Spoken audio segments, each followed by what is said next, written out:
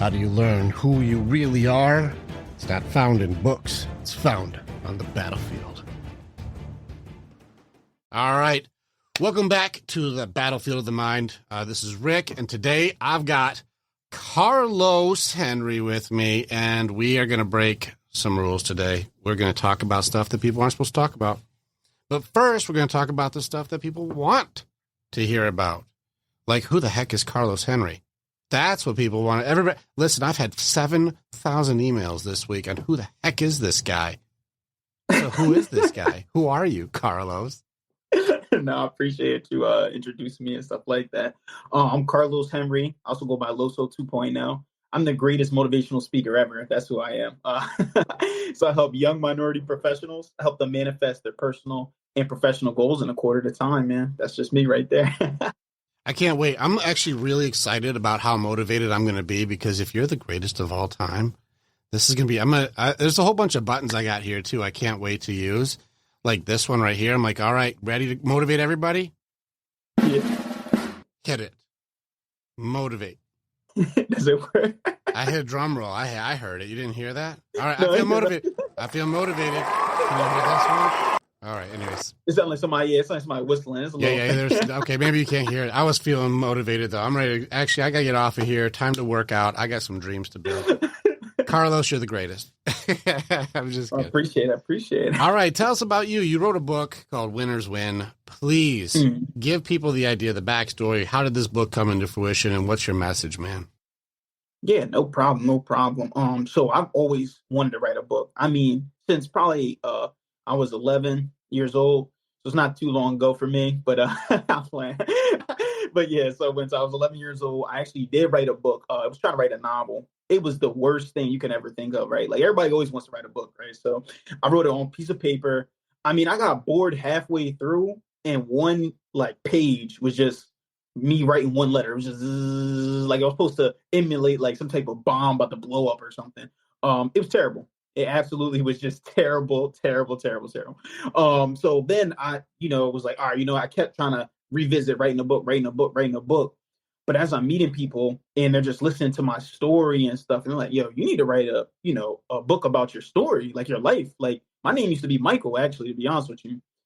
It used to be Michael James Cole Jr. Yes. What happened to Michael?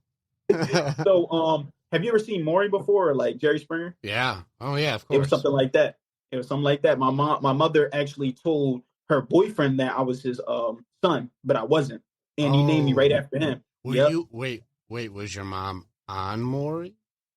No, she was. Okay, see, I'm thinking like you were that cute little kid who's like, whose baby is it? And we're gonna find out who's the father right after these messages.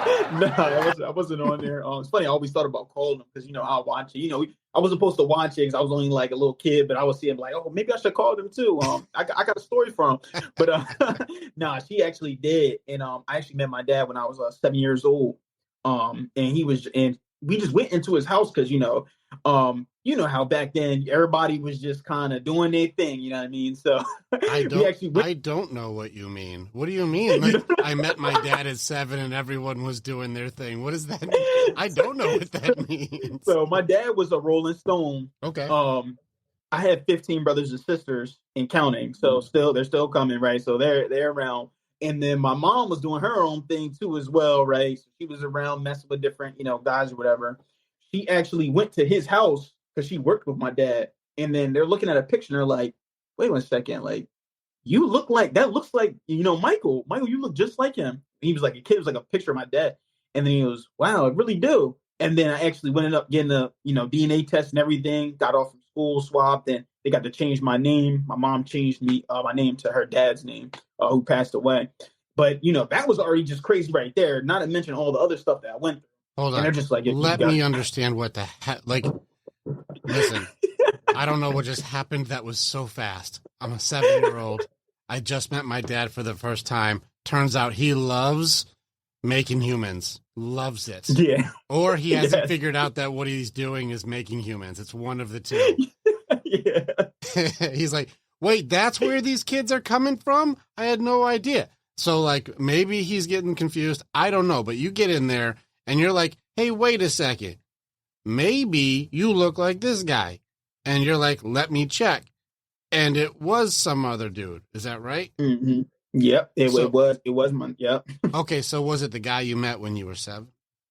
Yes, he was my dad. So his Okay. name's Ricardo. Yep. He was my dad. And then after I found out he was my dad, my mom actually made me call my Michael, who thought he was my dad, and tell him he wasn't my dad. Because he was fool. He thought he was my dad. Was Michael around for 7 years? He was. Damn. He was around for 7 years. Yeah. He thought I was his only son. Hold on a second. Yeah. Hold on a second. Let me try and understand. I got to, this story's fast, man. Yep. I got to, listen, look at the gray in my beard. You got to give me a credit here. All right. So, so first off, there's a guy who volunteered happily. I'm going to raise you as my own son. Don't need a DNA test. You're my boy. And just the psychology world, your identity, a lot of the personality traits that we have are plugged in by the time you're 7 years old. And so like this guy takes you in as yours, but then Rolling Stone Roberto, he's around, you do a test. And because this guy showed up in DNA, were you named before, after the guy who chose to be your father? Yes, I was named Michael James Cole Jr. after the guy who. And then you changed your name from the guy who was always there for you to the guy who was never there for you. Yes. What what, Carlos? Yes, yeah, man. Why? Help me out. Before I was 7. Why? Why did this happen? Because you had a guy who, like, let's just be real. Like, I work with the guys, and to have a dad who's happy to be a dad, can't wait to be a dad, proud to be a dad, have your back thick and thin, ride or die, would most likely just, I'll die to save you, dad. And that guy loses all the rights and all that. That's my son. Because, like Rolling Stone Robert did a DNA test, that guy didn't even want, he wasn't around, and he never tried to be around. Why did mom change that? She changed it. I don't know, honestly. I can't even speak for why she would do it, honestly. Like, you know what I mean? I never really thought that much into it, but I do know that my biological father had like an ego problem. So that's why a big part of why he was like, no shit. That was a big part of why he was just like, I can hear it now. Yeah, he had an ego problem, so he was like, you know what? You're not. He's not coming over no more. You know, you're not going over there no more. You can't call he can't call you a son. Nothing. What the hell? This cut is all that stuff short. Why? So, all right. Did you ever talk to your mom about this? Because talk about the brain fucking going on for a 7-year-old kid. And the guy who was happy and honored to be your father getting exiled. Like, for a guy who never wanted you and doesn't know how to raise you for shit. Yes. And he, fast forward later on, he also stopped claiming me too. But that's a whole nother story, though. That's a whole Carlos, why did you... I'm going to start calling you Michael. Yeah, no, man. It was just, I never really got to have that conversation with my mother about it. Because it was just, I knew she had a lot of things that she went through too, like as a kid. So she had a real troubled youth as well. So I was always the one that's like, you know what? She's doing the best she knows how to do. You know what I mean? So I never really kind of like blamed her for I did for a little bit because she also abandoned me too. But that was a long story also. But no big deal. No, baby. So I was like, you know what? She's doing the best she knows how to do as a mom. So that's all I can ask for. Right now, we kind of we built our relationship back up a little bit. She lives in Florida. Actually gave her a copy of my book and stuff too. But yeah, no, I never really asked. That was very nice of you to give her a copy of your book after she abandoned you. Very sweet. Yeah, man. I mean, so that's really like, I guess, yeah, that's really just how everything kind of like started. And after like just talking about all that stuff, and which is funny, I almost forgot what we was talking about before the question was, but that's what brought me to write this book. And I was like, you know what? Like after all those years, and then I got to my final like point, working 9 to 5 and stuff. I'm over there at home, just like, I'm stressed out from that. I'm like, I'm gonna finish it. I finished like probably like half the book in one night. I just went crazy, typed away all crazy, finished the whole thing, and then just got it published and all that stuff. So this is my first one right here so far. So stay with us. We'll be right back.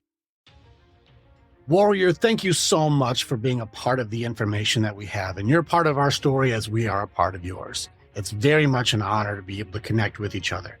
If you want to know more or you want to get started with working with me or working with our warriors so that you can begin your path to authenticity, strength, leadership, and accountability, this is the way. Together, we are way stronger. Now you get to choose. Do you go forward or keep doing what you've always done?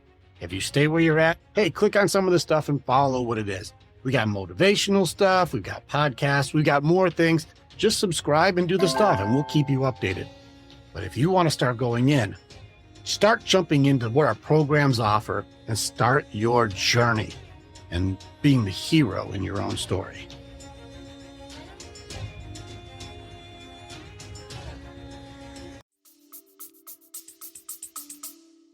First of many.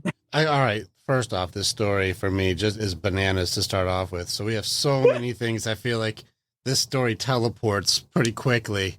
This is like one of those stories where it's like I'm watching a Family Guy episode where it's like it jumps to the future, then jumps back. Yeah. Like I feel like I'm jumping around a lot.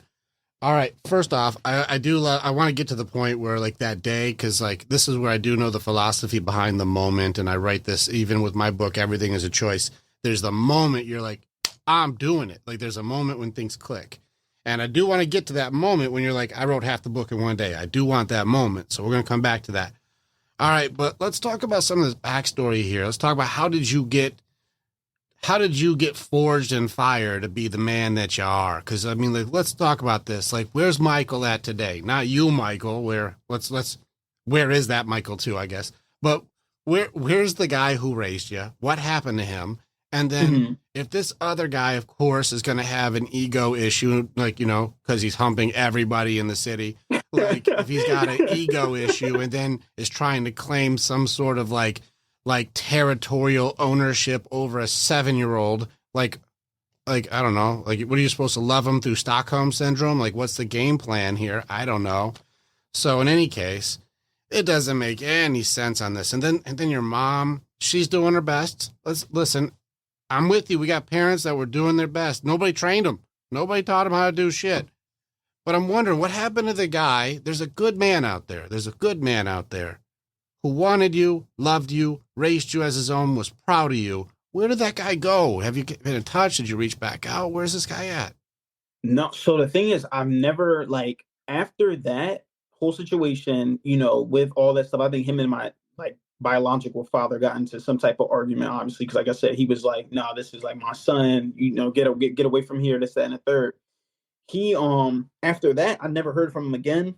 My wife, she tried to reach out to him recently, like after I got married, or like, you know, just like, yo, I think you should just reach out to him, because I think, you know, that will, like, just some stuff, you know what I mean? Like, he took care of you first 7 years of your life, just that, and the third. So I'm like, okay, cool. I tried to reach out to him, but I couldn't find him, honestly. We thought we found somebody like him. My wife, she drove by real quick, wrote a little letter, and then like kind of knocked on the door, dropped it there, and just like ran away or whatever. But yeah, never ever got in contact with him ever again after that. Honestly, so I don't know where he is right now today or nothing. That's a heartbreaking story for both of you guys. Mm-hmm. That's hard because I mean, like, you had a good man who would fight for you. And I don't know what mom was going through to choose the guy who never fought for you. Yeah. So I don't know what choice that was, but to throw away a good one, away. What a heavy choice that was in your life. Because man, you had a guy who was like all in, and now he's gone, and he was like exiled. He was kicked off the island. You know, like, yes. What are you supposed to do when you're like, I just put a decade in with these people, and I want this boy to be my boy. I'm proud of this guy. And then he's just kicked out. The heartbreak, man. That guy would be one of the guys I'd be hanging with him. Yeah. The heartbreak for that guy. That's a heavy hit, man. Yeah, man. It was just crazy. I hope you guys find him. I really do. Like, put it out there. Actually, you know what? If anybody is resourceful enough, what's the dude's full name? And Michael James Cole Sr. Michael James Cole Sr. If anybody can find this guy, we're going to give you a cash prize of... Oh, did the audio go out? All right. So anyways, anybody who can find him, it's going to be a whopping... And that's the grand prize. It's going to be great. Yeah, no. Crazy, just crazy. Yeah, I'm just kidding. Find this guy. He's a good dude. Just if anybody's resourceful, find this guy, because what a good guy to find, and what a broken-hearted dude. I'd love to be able to talk to him. All right, so that happened. Yeah. Next chapter. Seems like we went from good dad to shit show. So what happens next in the story? Oh man. So like you said, we're gonna get as raw as possible on the show, right? So I move in, with my dad, well, my biological father. He already had his 3 daughters there. I mean, this house looked like something from I don't know if anybody's familiar with music, but Core, the rapper, man, when he raps about his house, like it was bad like that. I mean, roach infested house. Like I mean, roaches falling from the like I mean, literally you'll go into the kitchen, open up a cabinet, and roaches will be falling out. Fridge broken, freezer don't work, mildew smell, no doorknob on the front door, like type of thing. Like I was really in like the muck, right? So I went from that to that. Went from thinking I'm an only child, honestly, or like I have a half brother. I thought I only had a half brother, which is my only full blood brother. I went from that to going to being like 5, 6 siblings in one house. Didn't even have my own room. Slept on a mattress that had springs coming out of it that were like cutting me. I had a hole in my wall to let outside. Like it was real bad. But again, he has 5 or 6 kids, so it's like that live with him, not including the other ones.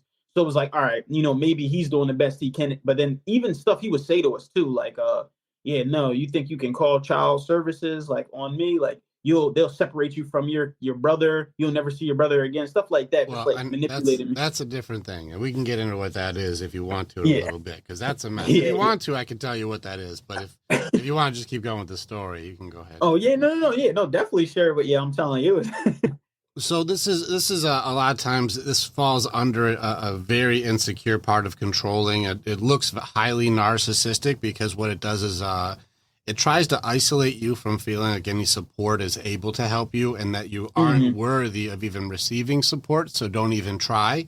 A lot of times when you watch this type of behavior, what they're trying to do is completely tear you away from any system that would give you any type of control or any type of freedom.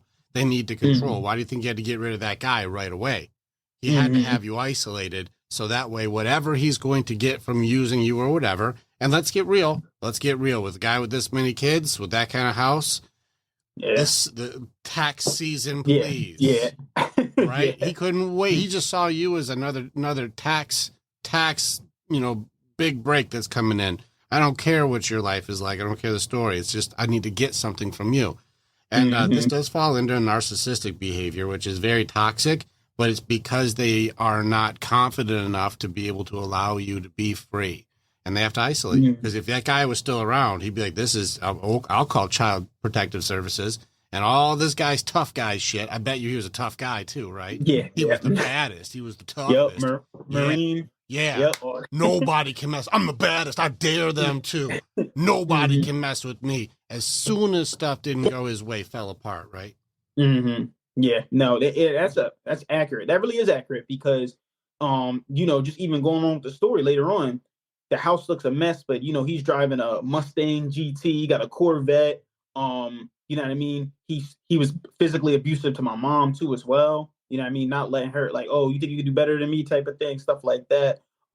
He was also cheating on her as well with, who his girlfriend is now. He was just kind of all over the place, to be honest with you.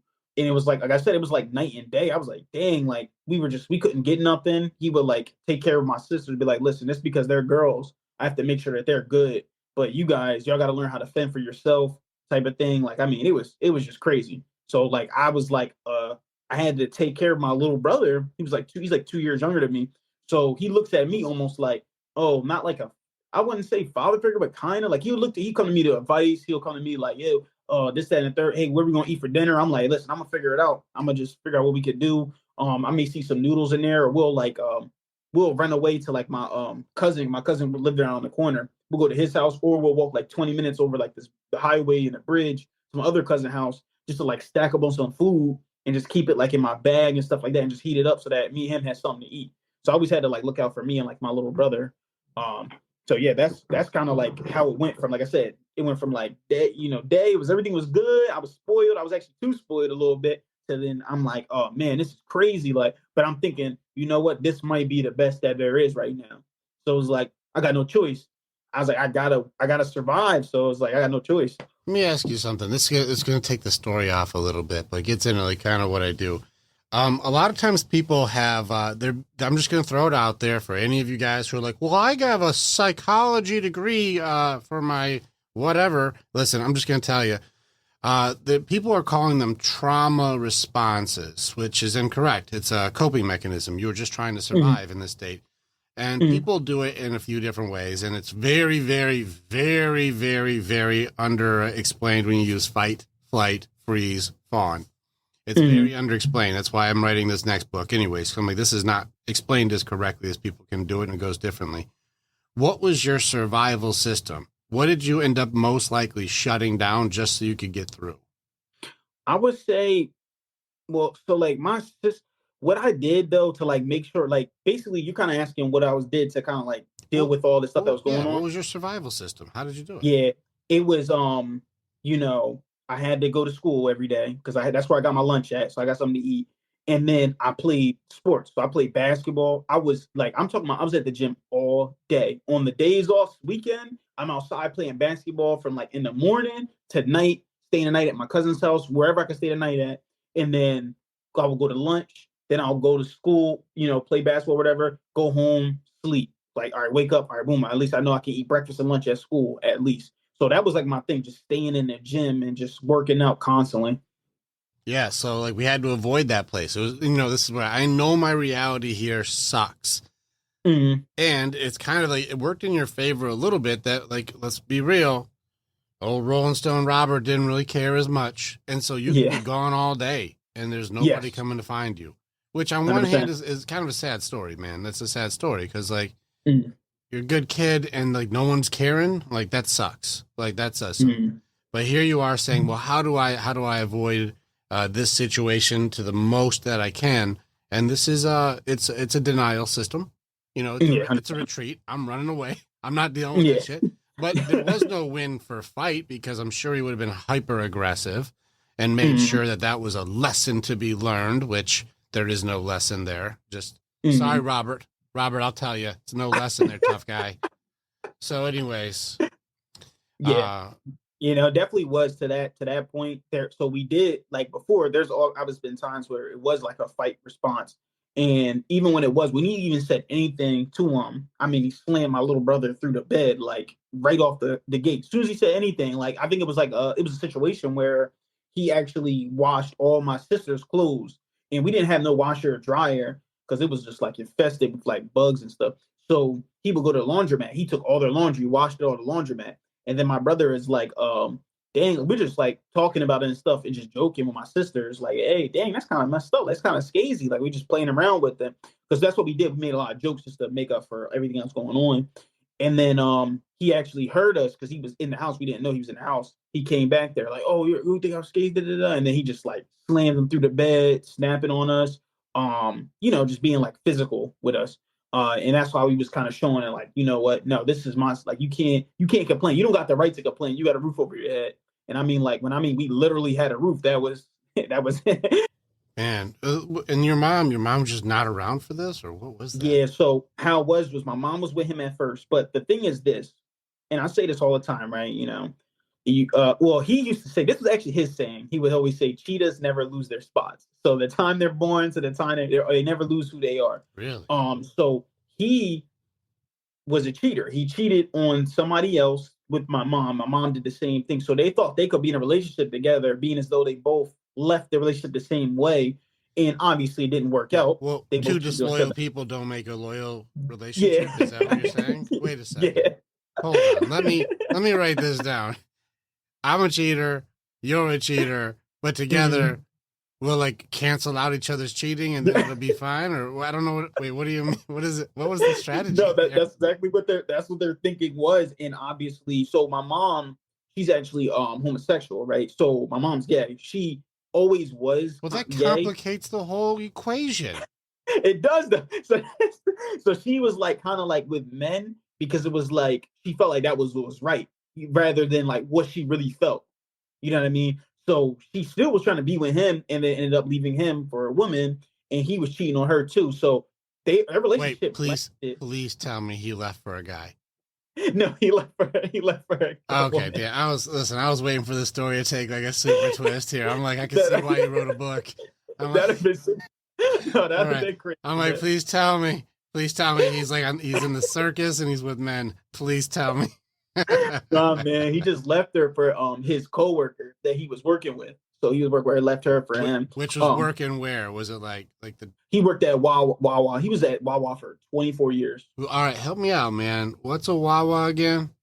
Is that gas station? Okay. Nah. So where are you? Where are you from? I'm in Illinois. I'm from Detroit though. There ain't no Wawas in Michigan. I don't know any Wawas. Yeah. So Wawa is kind of like an East Coast, like low, like a little bit lower. It's like a gas station plus like sub shop. It's kind of like Sheetz or yeah, exactly. I know what Sheetz is. Okay. Yeah, exactly like Sheetz or Real Farms. All right. He worked there for 24 years. That's a long time to be. So all right. So please tell me he worked in like the sub department or something, right? He did actually. He was the manager. He was the manager for a long time. He manages those subs. And then he wanted to he actually was one of those guys that was like he didn't like change like that. So he was obviously being there so long, he was, they were trying to promote him. He's like, nah, I want to be the manager. I'm staying the manager. And then they were like, all right, well, if you're not gonna be a manager, you want to stay the manager. They started promoting people over him, and he didn't like his boss, and he ended up quitting, and now he owns his own business, driving trucks or something. Yeah, man, that's oh my god, that's so funny. Yo, it's just crazy. I love that he's on the road now because Rolling Stone Robert. I love it. Yeah, that's so funny. It's funny because his name's Ricardo.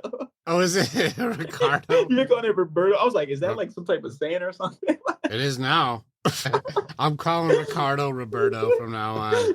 Yeah. Yeah, okay. Man. So that's basically what was going on him. So he ended up leaving. They ended up leaving, and that they only was together for like not even a few years, maybe like 2. It just didn't mesh well. Obviously, they were two different people. Really? Yeah. I can't. Yeah. I don't know why that wouldn't have worked. The math adds up. I've got my lesbian cheating girl. Yeah. And I'm out humping everybody else. And I can't even take care of my own stuff. Yeah. And I'm an abusive narcissist. Yep. And she likes women. So yeah. I don't know why this didn't work. This seems like a love story waiting to happen. I don't know. Yeah, man. It was just bad. So they ended up just like going their ways. And then she would try for us to live with her, but he was like the same way he was even with her. No. They're staying with me. You can't provide for them. I'm providing for them. Tax money. Yeah. Damn it, Roberto. Yeah, man. So that's where she was at for a lot of it. She was just kind of like in the sidelines.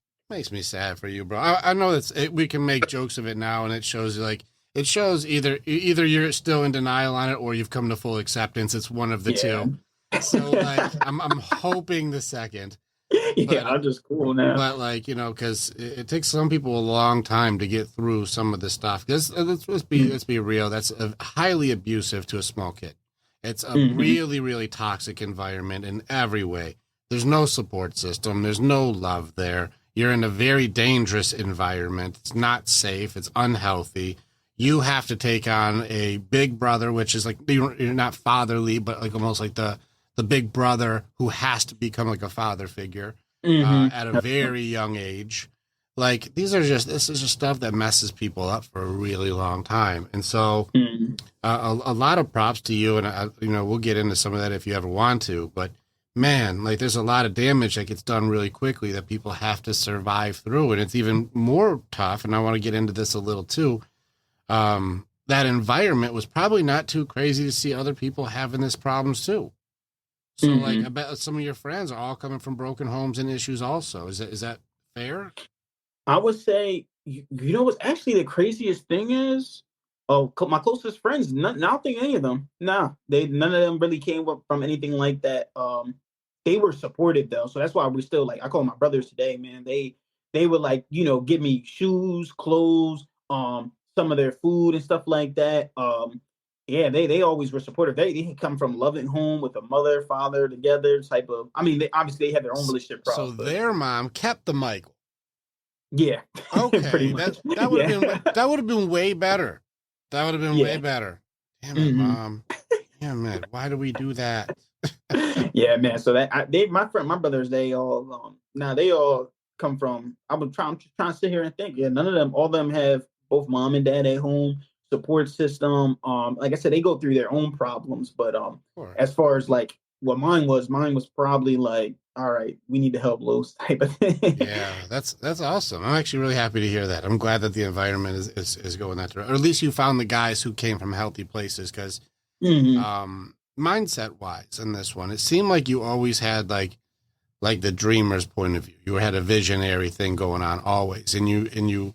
I'm not hearing like a lot of the stuff either. Like I said, either you're in denial on things, or like you were always looking at the stars and like, a million dreams are keeping you awake or something. Like, I don't Hmm.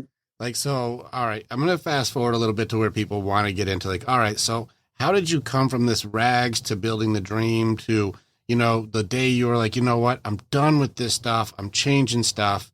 And I got really, really motivated. Yeah. So I would say the exact moment. All right, so I got to talk about my first mentor then. So obviously playing basketball and stuff like that, because around, and you know how this being like inner city, kid and stuff. There's not really much to do but play sports.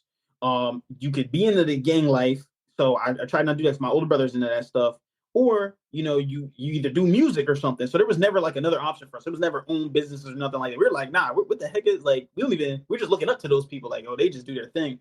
So I was playing sports, I was playing basketball, I was getting good at it, and I came across my mentor. His name's Daran, Highland, and they call him Tink. He played basketball, he played pro basketball, stuff like that. And he was just teaching. He was like, "Yeah, I'm gonna work you out and stuff like that." Because I got cut from like the basketball team in like tenth grade. He was like, "Yeah, I'm gonna train you or whatever." So we just training every day, working basketball. But like as we're training basketball, he's teaching me stuff about life. Like, no, don't give up, don't give up. No one's gonna feel sorry for you. No one's gonna feel sorry for you. This, that, that. Just keep saying stuff like that. And then I'm like, okay, no one's gonna feel sorry. I just got that kind of like tough attitude, just like no, like, and we call him like a dog, right? So like, yeah, I'm really a dog. So I'm just okay, no one's gonna feel sorry for me. I gotta make these changes for myself. And as he's like teaching me life skills, mental health skills, he's teaching me spirituality, right? Like, I was just like, oh yeah, I'm a Christian now. He's like, okay, what does it mean to be a Christian? And I'm like, I really don't know. And he's like, do your own research before you start saying that you're a Christian. So I started doing my research. I'm like, well, I'm not a Christian for real. I'm just, I'm spiritual, but I'm not Christian. Started teaching me stuff about spirituality, mindset. He gave me my first book, Rich Dad Poor Dad. I read from front to back. And then I started changing my language. Stop saying if, stop saying can't do this. I'm gonna try to I'm gonna do this. That's why I'm the greatest motivational speaker ever. Like all this is it's happened already, right? It's just reality got to catch up. And I'm just like, he just changed everything about me. And then that's when I was just like, you know what? That was that day. Like it just clicked. As soon as I got that book from him, like him handing it over, he was just like, yo, I'm telling you, like he was never the type to kind of do stuff for himself, right? So like he always was coaching little kids, like his little cousin, he trained him, he's in the NBA, another one's in the professional. Me, I took the mindset stuff and I kind of ran with it. He just was like always giving it back, never asked for no money in return, nothing. He was just like, when y'all are millionaires and billionaires and all that stuff like that, I just want y'all to keep giving it on, like keep doing it on, keep spreading the message. So that's why I always give him props whenever I talk. Like, this was my first mentor. We still talk to this day, and like that was the day. As soon as he gave me that book, I was like, you know what?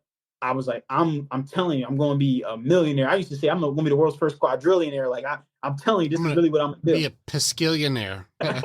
So that was like that day. Once he handed me that book, it was almost like something happened. It was like I could feel that energy just like coming over to me, and I'm just like, yo, no, I'm gonna do this. Like I'm telling you, I'm the chosen one, right? I'm gonna come back. I'm gonna do everything. I got everybody on my back trying to just make a change for the better. So yeah, it was just that day when I just switched my flip. Interesting, man. So here's the thing too. Like I can relate with that. Shout out first off to Durand Tank Highland. That's his name, Yeah. right? Yes, Sure sir. I didn't hear it wrong. I started calling him Rico. All right, so shout out to Durant. I'm gonna call him Big Tank Highland. The Highland Tank. That guy. Shout out to him. That's amazing. Way to step up and be a good mentor, good father figure for you. Also, I had the same thing. Robert Kiyosaki, man. It was Cash Flow Quadrant and Rich Dad, Poor Dad. When I was around 18, my buddy Sean, him and I were both like, you know what, we wanted something more. We did get caught up into it was some multi-level marketing at the time, but it was it was like a really small subset of a group like that. And they were really into the education part to it. So we didn't do very much in that. We were still too young and just didn't understand much. But we started learning and getting plugged into the same books. You know, it was Cash Flow Quadrant and Rich Dad Poor Dad to go, hey, no. There's a life out there that's different than Detroit. There's a life out there that's different from what you guys have seen. It's different than what they're telling you. There's more out there. And these guys, like, we're plugging into it and it's working. There's more. And it makes it so it's hard for you to buy the reality when there's an opportunity to change it. You know, and so props to you on that. At 18, I had the same thing where I'm like, you cannot tell me to accept this reality as all there is when I know there's a chance to do more. 100%. And that makes you very almost, I don't want to use the term like rebellious or nonconformist, you know, but yeah, I guess you would start being a rebel at that point. Like, you're going to tell me that I need to stay here. This is my destiny. I need to either make music, join a gang, or be a baller. That's the only options I've got. No, I can become an investor. No, I can start a business. No, I can create pipelines. No, there's other things that exist. You cannot tell me I am limited to only those three options. 100%. Yeah, props to you. Props to Tank. That's really awesome. I mean, let's do a shout out to Robert Kiyosaki so he can call both of us up and come hang out with us. We'll do a Kiyosaki conversation. So, Robert, we're waiting from Hawaii for you to call Carlos and I. That's facts. But that's awesome. All right, so you know there's a better way. You see there's more. I'm with you. Inner city, I had the same thing where I'm like, there's more. And once they show us the light, it's hard for us to go back. Now, here you are. You know you've got a dream. You know you've got a vision. And now you're like, I've had this click into the day. I want the day where you're like, I was so motivated, I wrote half the book in one day. What was that day? So yeah, fast forward a lot then. So, because that was when I was 16, I read Robert Kiyosaki, Rich Dad Poor Dad. Fast forward all the way up until, I want to say 2019, 2020, I was in my last semester in college. And in my last semester in college, I did not know what I was going to do. So I went to college because it was my first time having my own room with a bed. It's my first time. And I'm like, you know what? This is my first time in my own room with a bed that's not on the floor with a mat. Like, this is good. Like, that's the only reason I went. And I was like, I was like, you know what am I going to do? I was like, I got to be an entrepreneur. So I started looking up, all right, what do entrepreneurs do? It's like, oh, they read one book a week, but it was like CEOs, the average one does that. So I was just like, you know what? I'm gonna read 2 books a week. I started just, going and reading. Then I came across the idea of like, copywriting, like skills, learning skills, copywriting, sales, public speech, stuff like that. And then I came across Tony Robbins and Eric Thomas. So I'm like, dang, these guys doing it right there. I could do that. I was like, you know what? No, I definitely could do that. So I just started just learning skills and stuff. And then I was like, you know what? They have programs and courses, but I got to make money to do that. So I moved home. I ended up getting like a sales rep job at AT&T, right? And I was like, all right, this is like the end of 2020. And I'm like, all right. So I started using that money to pay for courses and programs, learning skills. But when you first get into it, you're just throwing out money that you don't even know what you're doing. So I'm paying money for things I don't even know what I'm doing. I don't have no niche or nothing, but everything I'm learning, I'm making videos on it though. So like since 2019, I think I just posted a content on my Instagram page for it. 2019, I made my first video as an RA at the desk, and I'm like teaching about Robert Kiyosaki, even though I don't know what the heck I'm talking about, but I read it, and I'm like, you know what? It's the best way to learn is to teach it. So I'm just speaking it and teaching it in the video, and I've been doing it and doing it and doing it. I'm like, you know what? I know I want to be a motivational speaker, but I have to learn skills in order to do that, because that's going to help me propel what I want to do. So I kept just like, all right, this, other. So I was kind of like dabbling, I call it squirrel syndrome. I see it, okay, here, then here, and here. I'm just all over the place. And then I'm like, why can't I be a millionaire? Like, I'm thinking it's got to happen now. Like, why am I not a millionaire now? And I like start getting to that mindset of comparing myself. Like, wait, I should be a millionaire by now. Mind you, I'm only 23 years old. And I'm looking at my business like, dang, my business not blowing up, even though I don't have no product or service. I didn't have no product or service. I didn't have nothing. I'm like, why is it not blowing up? Why am I not a millionaire? And then I'm looking back at my life and I'm like, wait, hold on a second. I may not be growing my business. I'm looking at my life though. And before 24 years old, I had my own condo, my own car. I was making six figures as a district manager for AT&T, which I did that in a year. I was the fastest one ever.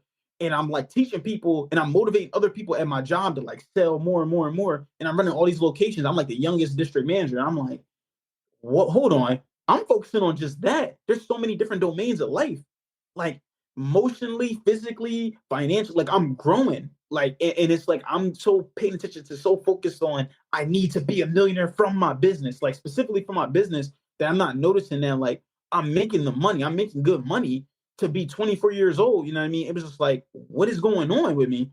And then, so I was just doing the district manager thing. And being the youngest district manager, I had oh man, I've been dealing with villains all my life, man. It started with my dad, and then my boss was a villain, man. I'm telling you, like he would get us on a call in the morning, 9 o'clock in the morning, first thing. All right, you guys are doing terrible. And I was the best district manager in our market. And he just told me, like, yo, you're the best, but you're the tallest midget. Because I wasn't like number one in the whole company. And I'm like, dang, all right. Like he was like emotionally abusing me, verbally abusing like all of us. And then I was dealing with that. I was doing so much stuff with the stores. And I just came home and I'm like, yo, all right, I cannot be working a 9 to 5 job for the rest of my life. Now I know it's going to take time. I know it's going to take time, right? And it just me just keep doing the things that I'm doing. But I was like, I just got to speed up. Like I have no time now.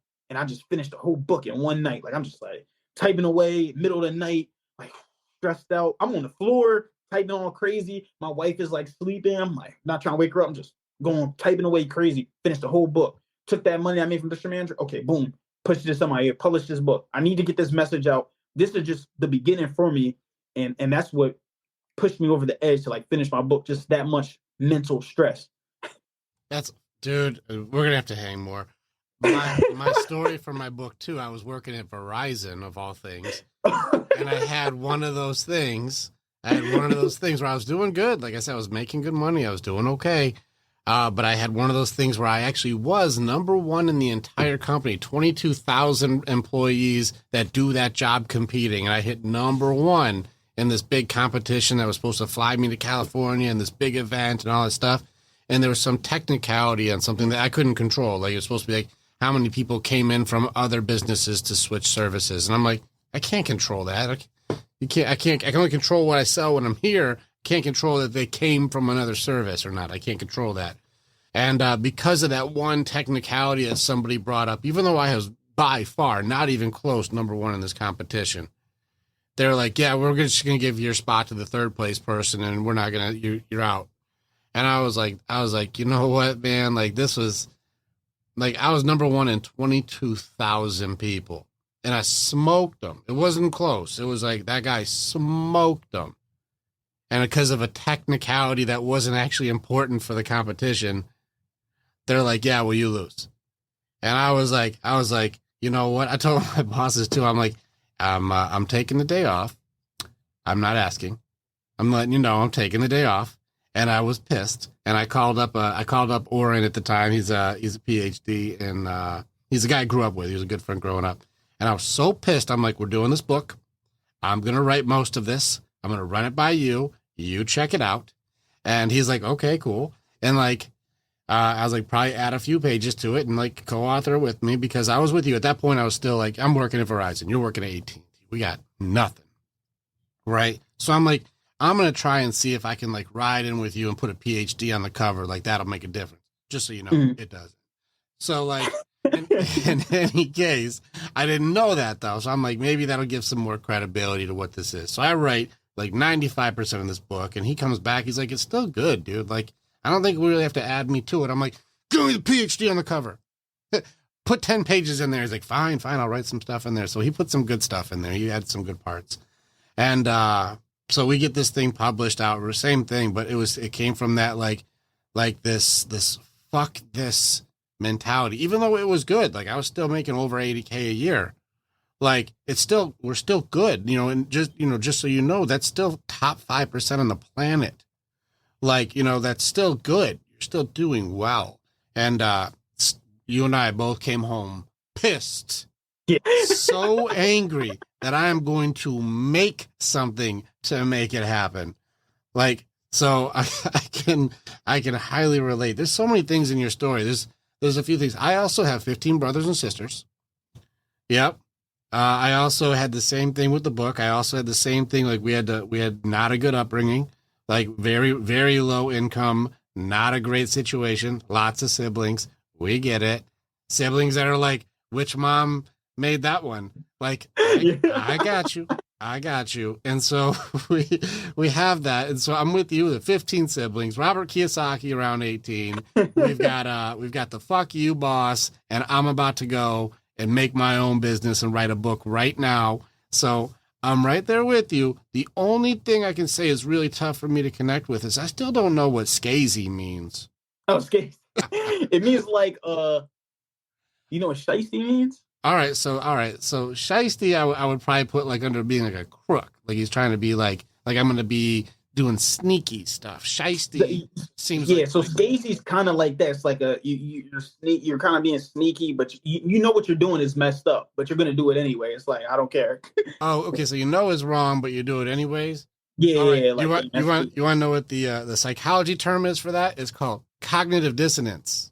yeah. You'll enjoy that one. That's what it's called. It's I know better, but I still do it anyways. So now I know that if I translate it over, cognitive dissonance means scazy. Yeah. Yeah. So it's like, come on, man. You serious? Like, come on, you being scazy right now. Like, you know what you're doing. It's just like, come on, don't do that. So it just starts slang, man. Just starts slang. I gotta bring it back. I'm like, I'm gonna change the program. I have a whole section for cognitive dissonance, and I'm like, we're gonna call that being scazy. Nah, man, that's really it though. Like you said, yeah, a lot of stuff is just, and it's like, and people that are listening to this too, the cellular world, like sales, I didn't know you can make that much money in there though. Like before I got in it, I was like, okay, I'm just gonna work at AT&T, this, that, and the third. And then when I was in there, I'm like, wow, you can actually make a lot of money, and it's like a skill set. Like you're closing people, like you're selling the service or product or service. So it's uncapped commission. You can, make as much as you can. So yeah, it definitely was like, dang, this is really a good start for me. That's what I was thinking. Like, this is going to be a good start to kind of learn how to sell and stuff like that. So yeah, that's what I seen it as. All right, so here we are at home. The dream is being built in a night. Rome is being started. The first brick has been laid. Winners win. All right, tell us about your book. Now we're caught up. It only took us 46 minutes. All right, so now we're caught up. Now it's time to get into the success mindset. All right, Tell me about Winners Win. So Winners Win, actually, I came up with the title because there's two things that kind of helped me come up with the title. I was on a podcast with a friend of mine's name's Landlord GP. He's another speaker as well that I went to school with, went to college with. And it was like my birthday. And he's just like, yeah, man, happy birthday, man. Keep helping winners win. And I was like, I like that. Because it was like, it made me think about my life as like, I won no matter what. And, winning is whatever your definition of it is. But I'm winning no matter what. And I'm continuing to win at whatever it is. And that's by any means necessary, because that's what it means to me. Winners win. A winner is going to find a way to win no matter what happens, right? They may not know the system. They may not know the solution to it yet. They barely understand the problem, but they're going to figure out a way to win no matter what. It's kind of like that Mamba mentality. I'm pretty sure everybody's familiar with Kobe. So that's really where I came up with the idea for that. And then, of course, one of my favorite speakers, Eric Thomas, he was like, winners win and losers lose. And I was like, yep, listen, it keeps coming up. But this book, it breaks down each chapter pretty much in the book. It talks about a different kind of domain for life. So the first one is kind of like my spiritual journey. And it just talks about the idea of like being a healthy skeptic, right? So not like a healthy skeptic, not skeptic like, oh, I don't trust anybody, I don't trust anything, but like going and doing your own research for the things that you're listening to, right? I don't want you to just listen to what I'm saying, or listen to what the pastor is saying. That's what I was doing when I was a kid, when I was playing, I was a Christian. I'm just listening to everything they're saying and like, oh, this is the truth, just because I, thought they were authoritative figure. And it was like, no, go do your own research. Then another domain is, like my relationship advice, like what I dealt with, in my relationship in order to be, married at 24 years old and being in a strong and healthy relationship. Obviously, every relationship has their quarrels, but I also, being in a healthy relationship. Then it was like my physicality, what I did to push myself past the limit in a physical sense, right? Like, those times where I eat all day, but I still was at the gym getting shots up, pushing myself through, which is really unhealthy, by the way. But I was doing it anyway because winners win and losers lose, right? And then, of course, the financial one, kind of my story on like my just went from, making nothing and living terribly to living a, great life. And I like to say every day is a great life. Anytime somebody asks me, hey, how you doing today? I say, I'm always great. And I had a bad day in my life. And I'm like, dang, what, like, you know what I mean? How you do that? And it's just that mindset that I have. And then the last chapter is like kind of like what I'm doing now, or my future and stuff like that. And then at the end of each chapter has little workshops you could do, answer some questions, about skepticism, relationship stuff like that. So that's really what Winners Win is. I guess a breakdown of the entire book. It's only 100 pages too. No, I did the same thing too. Actually, I think I had to make it 110 so you could put the name on the side. Yeah. Yeah. No, that's fantastic, man. And so, I caught it where like you got like the spiritual, the emotional, the physical, the mental, and the dream is kind of the way that like it sounded like you broke that down.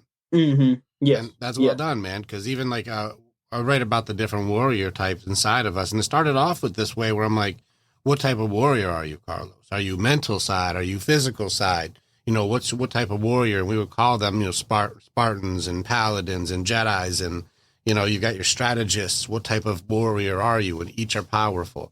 Until I started realizing that inside of us are all four.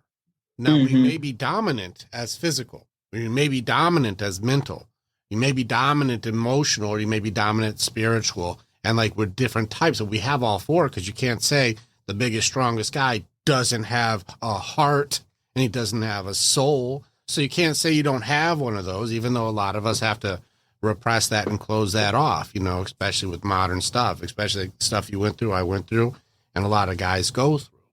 And so it's good to see you put all the pieces in there, man. Like, well done. Like, I think that you're on a really solid path, and like, it's good to see like that development, man. So props to you. I appreciate that. Appreciate that. All right, well, let's keep going then. Like, so let's get into some cool conversation. I really enjoy this a lot. And if you're like, all right, let's get into some of the stuff. Let's break some stereotypes. Mm-hmm. I know that coming from where we came from, it's tough, man. Music, gang, sports, what you gonna do?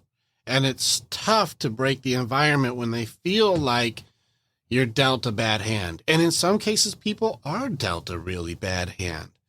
What's the perception that you would try and get? Should we just be passing out Kiyosaki as fast as we can? Or like, what's the mindset you've seen that needs to be challenged in order to help? And like, I'll put it out there. I'm near South Chicago. Black community struggling. Like, what is your advice right now to go like, guys, if I could throw something out to help people, what would that first thing be to break the stereotypes? I think the mindset that we really got to do, like take an effect, is the idea that we're at a disadvantage. When you believe you're at a disadvantage, you're at a disadvantage. So like, I hate when people say that too, or they're like, oh, listen, like, oh yeah, I'm broke today. I'll be like, yeah, you're broke. And they're like, wait, what? Like, I'm not about to convince you you're not. You're convinced already, right? So just getting that idea, I never had the idea that I was, like I even told you, I was like, dang, I thought everybody was living like this, honestly, because it was just like, hey, I seen it as an advantage. Then when people started saying, no, man, like you're going through something, I'm like, hey, listen, that's an advantage to me, because I mean, it made me it grew that mental toughness that I probably would not have had or it probably took me a longer time to get there if I would not went through all that stuff. Right. Or maybe I would have gotten that stuff, but I would have been another 10 or 15 years later rather than be at 25 and already like my girls are waving through the window in my studio. Check it out. I got a window here that goes out the studio. Yeah. And so my girls are leaving and they're just walked out. And so everybody's waving to me. So I'm like, see you girls. You're in the middle. I'm listening. I'm like, yeah, people's belief systems, disadvantage. Like, you've got fortitude. We went through some shit. And I'm like, bye, girls. I'm like, all right, I guess I see you, man. Yeah. Good interview. See, Carlos. No, but it was just like changing that mindset of just like you're at a disadvantage and believing that you're at an advantage. The second thing that I would try to do is honestly, you can only take a horse to water, but you can't make them drink. So that's why I said we got to fix the mindset first. The second thing I would do is start actually throwing some libraries in there, right? Like some legit libraries. I mean, I have to walk like at back, like where I'm from, I have to walk like 15 to 20 minutes, 25 minutes to get to a library. And then, you know what I mean? But on my way there, we was kind of talking about this before. On my way there, I got to pass liquor stores, Chinese stores, grocery stores that they don't got no like fresh groceries in there. You know what I mean? It's just like hey, this is like the leftovers type of thing. Check cash in places, like all these things that keep making us spend more money that we don't even have. You know what I mean? Rather than have like resources that are going to push us along. And I had to go out my community in order to find these things, right? So my job and my passion is to bring this stuff back. So I'm bringing all these resources back and giving them it to them, but then they can only decide whether or not to do something with it though. So that's why I said mindset has to be first, and then the second thing would just be put those resources a little bit closer to home. No, I've never seen that one. All right, it's a cool story. I think you'll relate to it. This is why I like talking to you already. So there's a man who he's walking down the road and he finds an egg. And this egg, he takes the eggs back to his farm and he puts it in the chicken coop, and it ends up becoming an eagle. And the eagle's inside the egg. Now, the eagle lives with the chickens. It never knew anything different than the chickens. And so it does all the same things that the chickens do. And even though, like, it's much bigger and the wingspan is much farther, he still, like, clucks around and just eats off the ground and flutters a little bit and just lives his life as a chicken, never questioning his giant wingspan, never questioning his amazing vision, and just thinking that he's really weird. He's just a weird chicken. You know, and he lives his life this way until one day he sees an eagle flying through the sky. And he's like, what the hell is that? And one of the other chickens is like, oh, man, that's an eagle, man. King of the skies, one of the greatest, king of the skies, greatest birds of all time. It's like, nothing's better than an eagle. But you don't have to worry about that because you're just a chicken. And that eagle lived its whole life believing it's a chicken and never, ever trying to fly. And so here we are, like, and I think this is where people like us will get together and we start creating movement, is because we go like, hey, I know that you're doing a lot of chicken stuff, but you never noticed that giant ass wingspan of yours? Yeah. You ever wonder why you can see further than everybody else? Mm-hmm. You ever wonder? And so there's stuff like this where I've had people like this, and I've got a few people too, that like I have these conversations with where I'm like, you have a huge wingspan, but why aren't you flying anymore? And you realize they were clipped by life, or they believe that they're chickens. Now, catch this. There are way more chickens than eagles. Yes. There are a lot of people who are very happy living in the chicken coop. The food's already provided. I already have shelter. I don't have to try and think beyond the gate. And so if we go out and I go, Carlos, come out with the guys, we're going flying. And you're like, yeah, let's do it. And we go out and we fly over mountains. And we catch big ass fish in the lake. We're eating like kings on top of these huge perches, and we're all talking and joking and dreaming and seeing farther than everybody. And you have a killer weekend with all of us. And then you go back to all the people who are like, hey, how was your weekend? You're like, man, I flew over mountains. Man, I caught fish in the lake. I sat on the greatest perches and talked with other great like leaders and visionaries, and we talked about creating the future. And they're like, that doesn't exist. That's not a real thing. That's stupid, man. You should get a job because that's dumb. That'll never work. That's not even a real thing. You're talking about, like, did you also fight Captain Hook? Did Tinkerbell help you fly with happy thoughts? That's not real, man.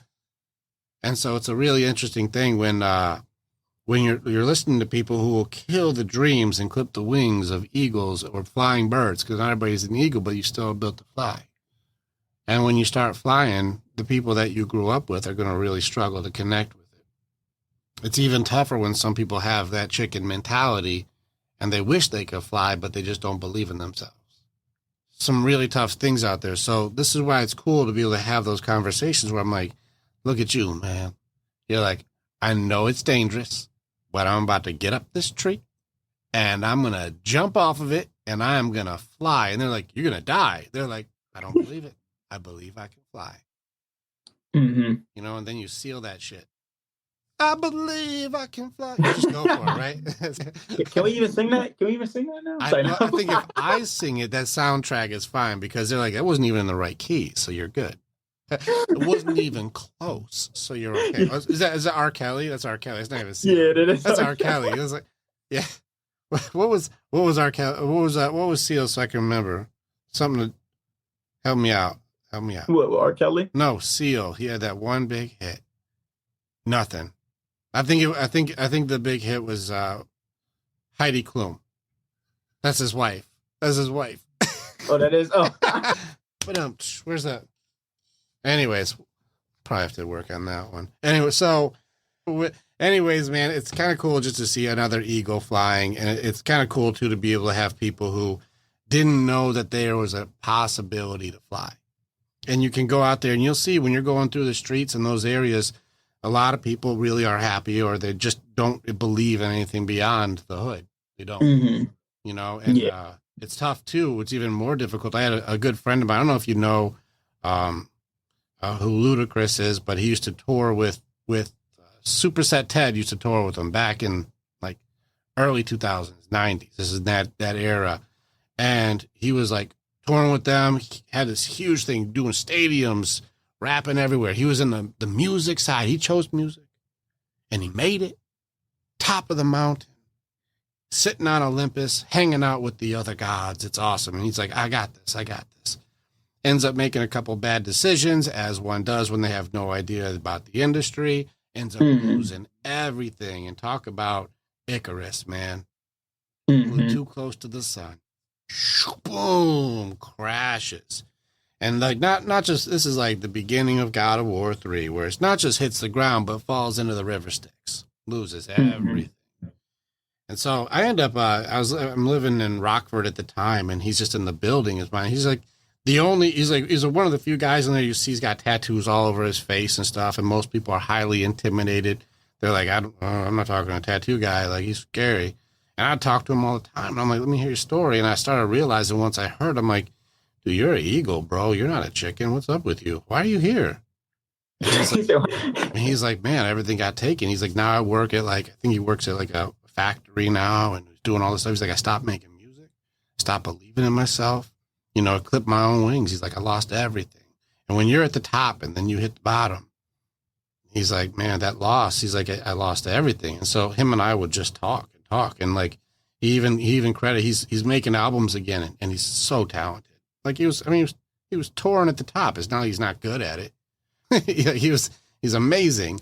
And he's like, I started making albums again. He sent me a message. He's like, I never would have made this music again if it wasn't for the talks for you and me. And this is why I give you credit for this, like, winners winning, this mentality, this going like, hey, break the belief that you are a chicken when you have this amazing ability, this potential that you're just clipping your own wings on. And like, it's cool that I see you've got a vision, man. You're a visionary, and I see you won't be held down. It doesn't matter what storm, doesn't matter what current, it doesn't matter what weather patterns. You're like, we're flying still. But that's true though. That's what successful people do though. You know what I mean? Like, it's not, to me, success is not when you're everything is going great and you're just doing your routine every single day and everything. No, it's our ability to execute in the midst of chaos. So when everything is going terribly wrong for us, can we still win? Can we still fight through that? So it's like that. You just got no choice. You got to help people then. Okay, so this is going to be the obvious. Well, I'm not always winning, Carlos. Every day doesn't go perfect. And so I guess I'm a loser's lose. Help me out. So the thing with that is, all right. So what people, it kind of gets back to when people go, oh, you never had a bad day in your life? I'm sure you did. And then I go, just because it's challenging doesn't mean it's a bad day, right? You woke up this morning.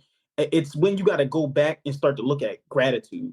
A lot of times we're too focused on trying to get to the destination that we forget the journey of what we went through. So whenever and everybody has those days, right? The brain is like a muscle. Even me, I had those days where I'm like, dang, like, shoot, I didn't get no clients this day. Oh no, I didn't do this, or I didn't make no money today. Then I go back and I'm like, you know what?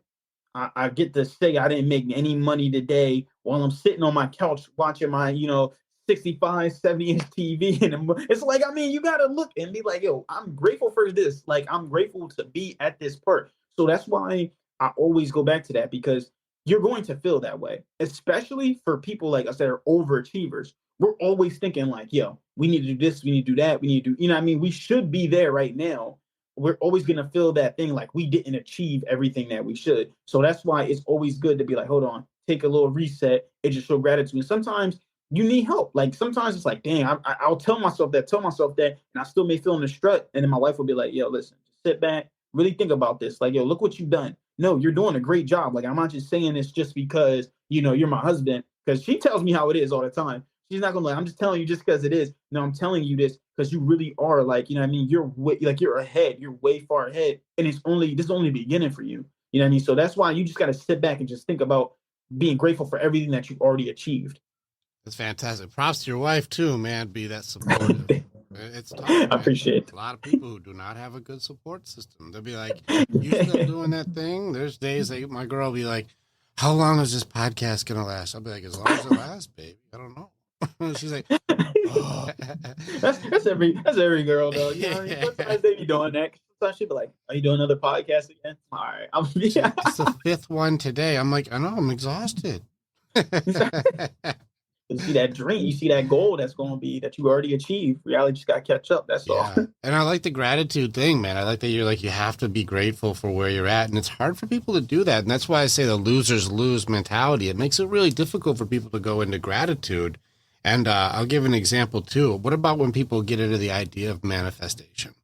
And I'm sure you've heard The Secret. I'm sure you heard dream boards. I'm sure fake it till you make it. And even still with you going like, no, I'm already visualizing. I'm the greatest motivational speaker of all time.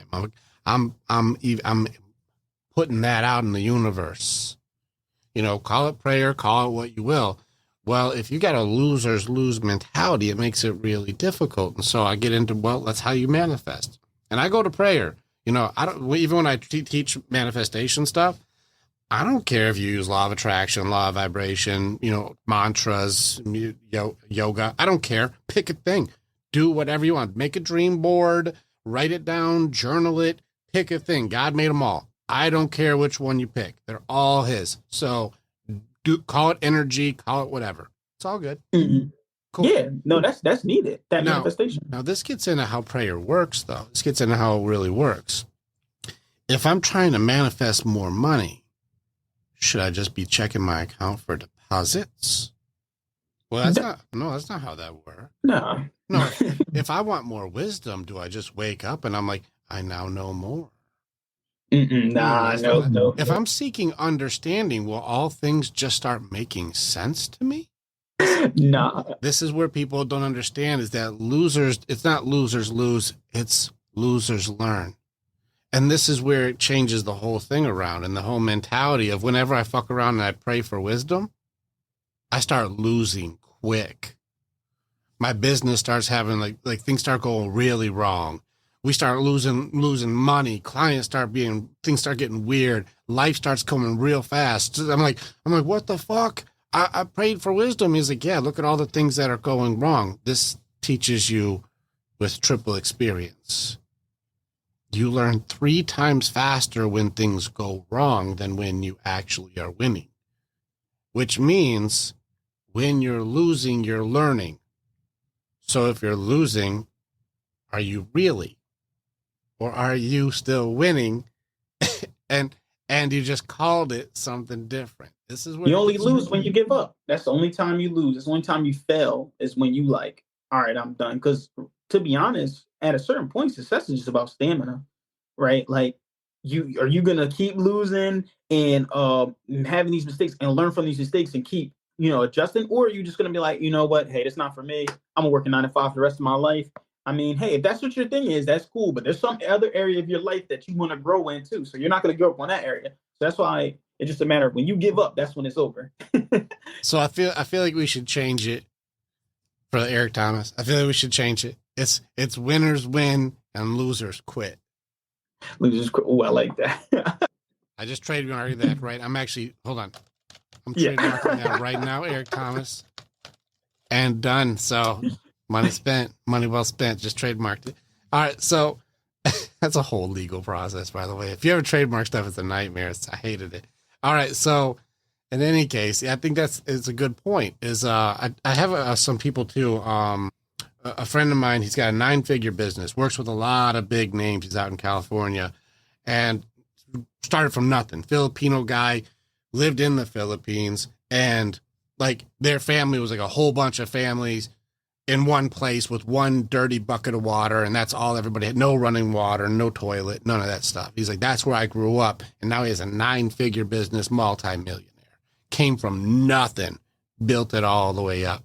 And he said, one of the craziest things I see is people who are talented and people who have all the things going will grind for years and years, and they'll be just a couple steps from the top and they'll quit.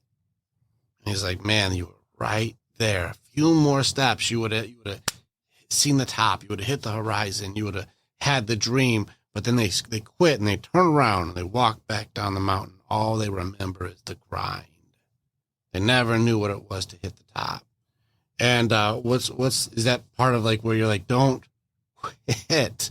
It's a perseverance thing. It really is. It really is. And people like try, and you know, obviously there's people that are going to say, oh, no, you can't just work hard. You got to, it's like, yeah, there's strategies and stuff like that. I get it. But it's like, it does take a lot of that, because at the end of the day, like you said, right, everybody gets close to the top. It reminds me of what Les Brown is. You familiar with Les Brown? Oh, come on. Les Brown.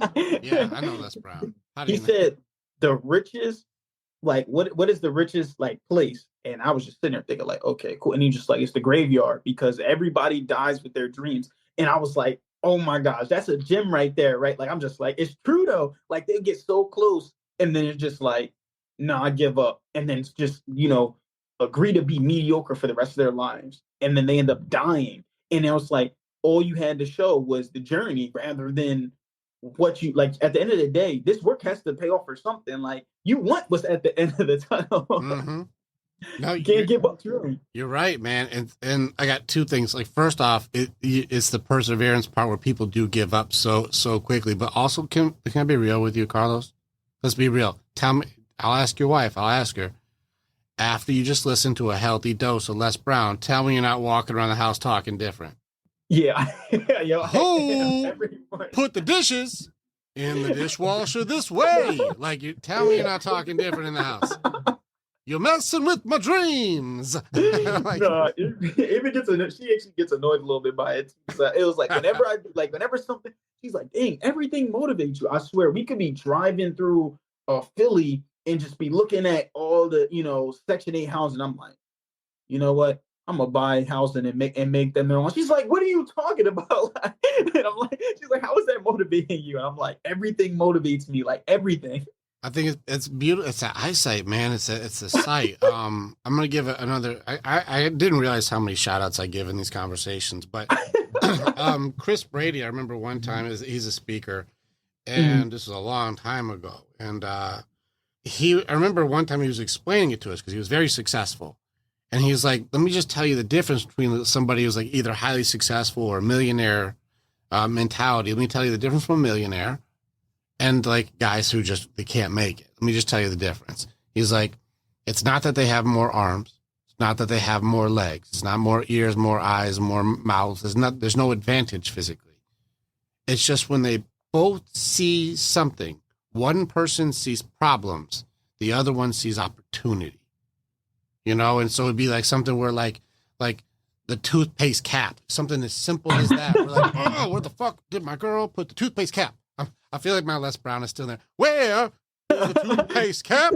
Like, I feel like it's still in there. All right, so the toothpaste cap, one guy's gonna be like, of course it's fucking gone, and the crusty lid, and all the toothpaste, this is gross now, and why can't anybody do the thing? Blah, and they get angry, and they're mad, and they're like, my day is ruined. The worst day of my life, you know, because the toothpaste cap is gone. And you have the same guy who's going to go in, or a different guy who goes in the same situation and goes like, damn it, man, this the cap keeps falling behind this thing and it's gone. And man, if only there was a way to make it so it didn't do that. Like, it just like snap back on and off so that way we don't lose it. What if we made one that snaps on and off so it doesn't lose it? And you just go from the same problem to now becoming a competitor. Like, you become and most of the time you can create this, patent that thing out, and then just sell the patent. Because you just solved a problem instead of bitch about it. Because you saw opportunity instead of just, this is the worst. I even read about this in my book. You know, take two people, and I use the example of a car crash. You know, like if you have two people, like say, hit black ice, crash into a wall or something, just mess their car all up. So this way, nobody like, you know, no drunk driver stories or nothing. So just hit a thing. And then like, it's just them in a car crash. And one guy will get out and like, this should have been it. Like the car is totaled and get out like, great. Fucking course it did. Of course. Fuck bullshit. My insurance. Let me call my work. You'll never guess what happened to me. And then soon as he gets to work, everybody knows. Oh, my life is, he wants you about my bad luck, because if I didn't have bad luck, I'd have no luck. And like, they gotta tell everybody how terrible it is. And life is ruined, and it's my wife's fault somehow, because if she wouldn't have got me coffee late or something, like, we're gonna blame somebody else, of course. And then have the same thing. And the guy hit that wall and just know, like, that probably was supposed to be it. That was probably like you're sitting there going like, I'm scraped up, but everything's still working. And they'll get out and look at this car and go, that probably should have been when I died. And what was the last thing I said to my wife? When was the last time I called my mom? You know, when was the last thing I said to my kids? You know, when did I last call my best friend? And you're like, everything that I just ended everything on would have been done right there. That would have been the last, that would have been it. And like, now here I am breathing still. It's almost like every minute from this minute is a gift. That's why, you know, the master Ugwe, that's why they call it the present. Mm-hmm. And you're like, oh yeah, that'd be like that. Yeah. Yeah. Past is history. Tomorrow, the future's a mystery, and today is a gift. That's why they call it the present. Mm-hmm. And so here you are, same thing, crash into a wall, and one person starts calling people up saying, I love you. If I didn't tell you enough, I want to let you know. Like, I would not be getting that chance to do that again. And another guy can't wait to say how everything is terrible in his life.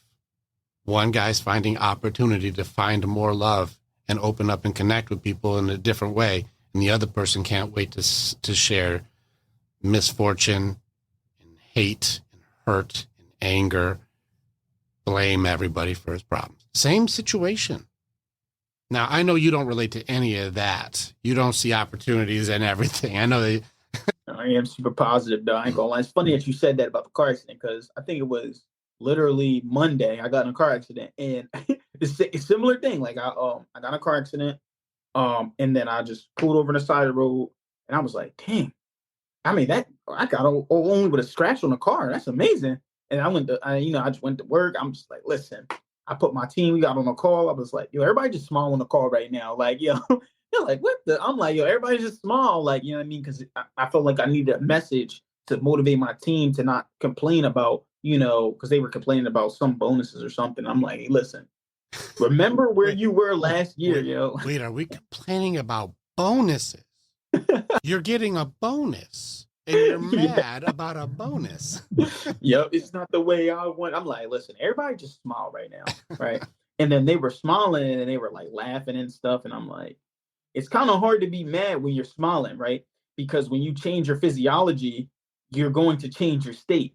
And they were like, well, we're only laughing because, you know, we're looking at you and you're smiling. I'm like, exactly. So you're changing your state right now. And that's what I'm saying. Like, let's stop getting in that mode of just like us being depressed and complaining about stuff all the time, and start being grateful that we even got something to complain about, right? Not even like, I got to do this, I get to do this. Have that mindset, right? And it just changed everything after that for them. And they were like, all right, yeah, we're going to stop. And, you know, I'm like, all right, bet, let's go then.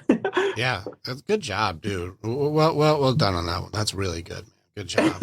And it's Tony Robbins stuff. I remember when I saw him live, he had everybody hopping around. Change your state. I'm like, whatever, let's jump around. Yeah, man, it's true though. No, it's good, man. It's good that you can change things, but that day could have been your last day, and you're like just scratches. You know, and here you are. You're blessed beyond in order to be able to complain about bonuses. Like, that's such a funny. If you say stuff out loud, usually when I work with people, I'm like, say out loud what it is that's bothering you. You know, say it out loud. Like, tell me your inner monologue right now, and if you say it out loud, it sounds a lot sillier. You're like, well, I'm really mad at my spouse because I think that they're just trying to do this, and it makes me feel really bad. And so I think that they should change some things. And I'm like, well, hold on. Let's just say it out loud here.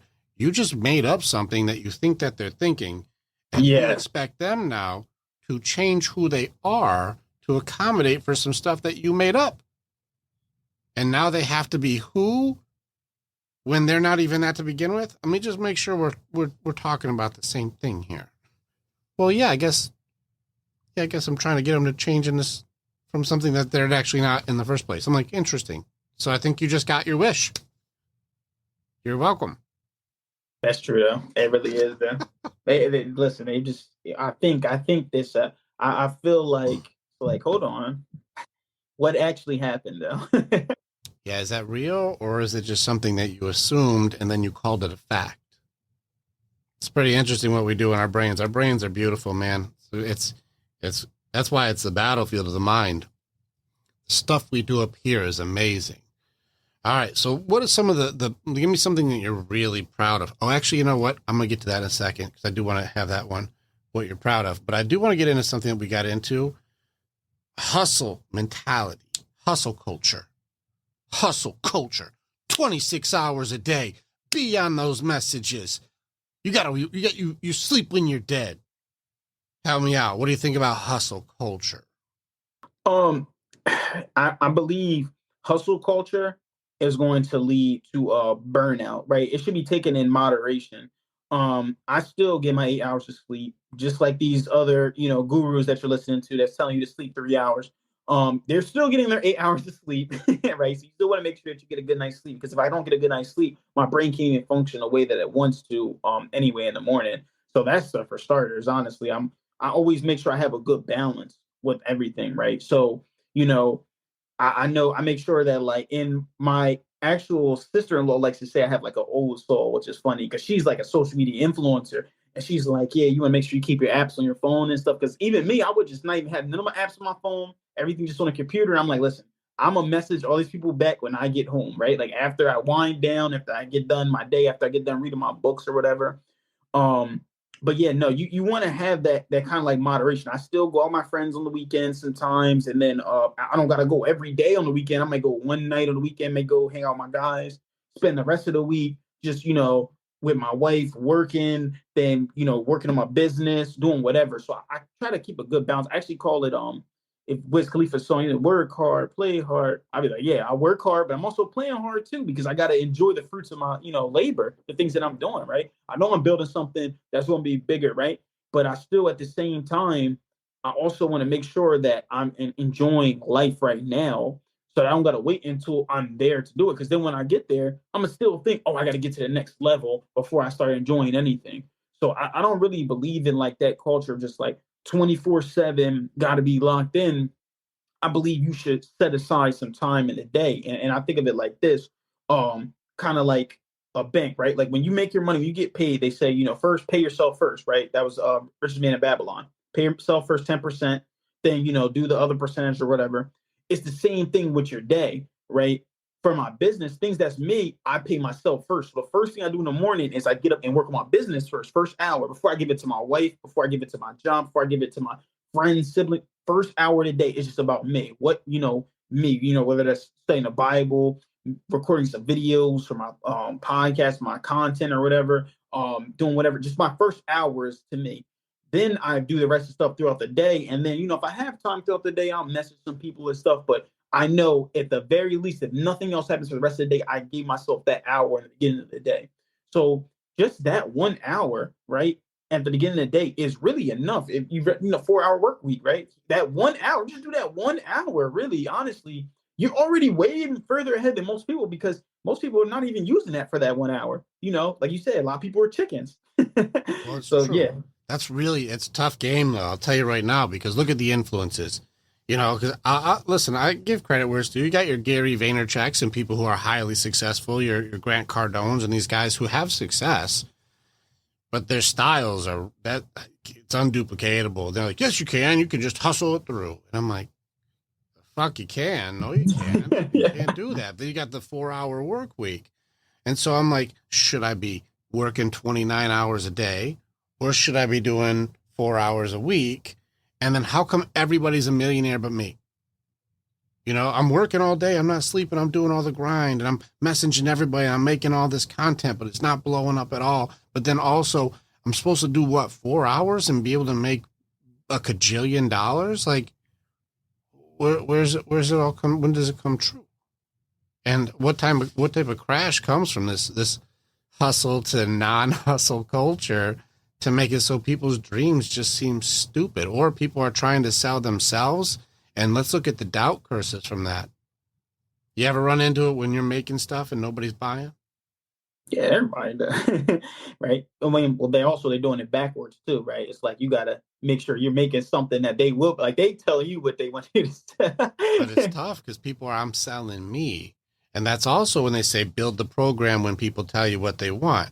You're like, what makes me qualify for that? I'm just going to put out there too. People are like, the high ticket is going to die. And you know what? It's supposed to, because people are abusing that, because they'll go, I'll make a program if you tell me what you want. That's not what you do. Yeah. Yep. Well, I just want to get more motivation. Well, then I'll make a motivation program for you. That wasn't what you do. That's not what you do. Well, that's what they want. So I'm going to charge high ticket, and I'll work with them 1 hour a week for 20 grand. And I'll tell them to stay motivated. Listen, I write on motivation and you work in motivation. It doesn't work like that. Tell me motivation lasts more than 4 weeks. You go ahead and riddle me this. Well, honestly, I say motivation is fake, right? And it's funny that I call myself the greatest motivation speaker ever saying this, but it is, though, because it really is discipline, right? Which is the purest form of self-love. You love yourself enough to be like, you know what? I'm going to do this thing every single day, no matter what happens. So, motivation is fake, man. That don't last maybe 30 minutes, honestly. Sometimes. I do there's a 2-hour training I do on this, and I'll give credit to Ryan Mickler too. He had another piece that added in, from the Order of Man podcast. So I don't look at any, because I run men's groups, but I don't see any other men's groups as competition. Like, we all work together. We can only get to so many if we're truly doing transformation. And so I'm always very supportive of other guys who are helping guys. And so, Ryan Mickler, he actually threw in another piece to it, because I'm with you. I was writing out a whole chapter, and I got 8 different styles of motivation styles, And so, like, some people are like, okay, what the fuck is 8 styles? I'll tell you the 8 styles, just so you can do your own, pick your styles, okay? All right, so I call them the 8 Ps. So I start them all with the letter P. Move towards pleasure. We know that one. Move away from pain. We know that one. Desire to make progress. Fulfill your potential. Gain more insight, wisdom, or perception. Driven by purpose. Make others proud. And then probably the most common one is getting pissed. That's why we wrote our book, is we were pissed. And so I know that these styles are there, but even worse is the one where, like, you can't do that. And you're like, watch me. Well, what happens when you start doing it is they go, you're really doing it, man. I was wrong. You got this, man. And then you're like, yeah, dude, fucking told you. Shit, where's my motivation now, though? Because now you're on my team.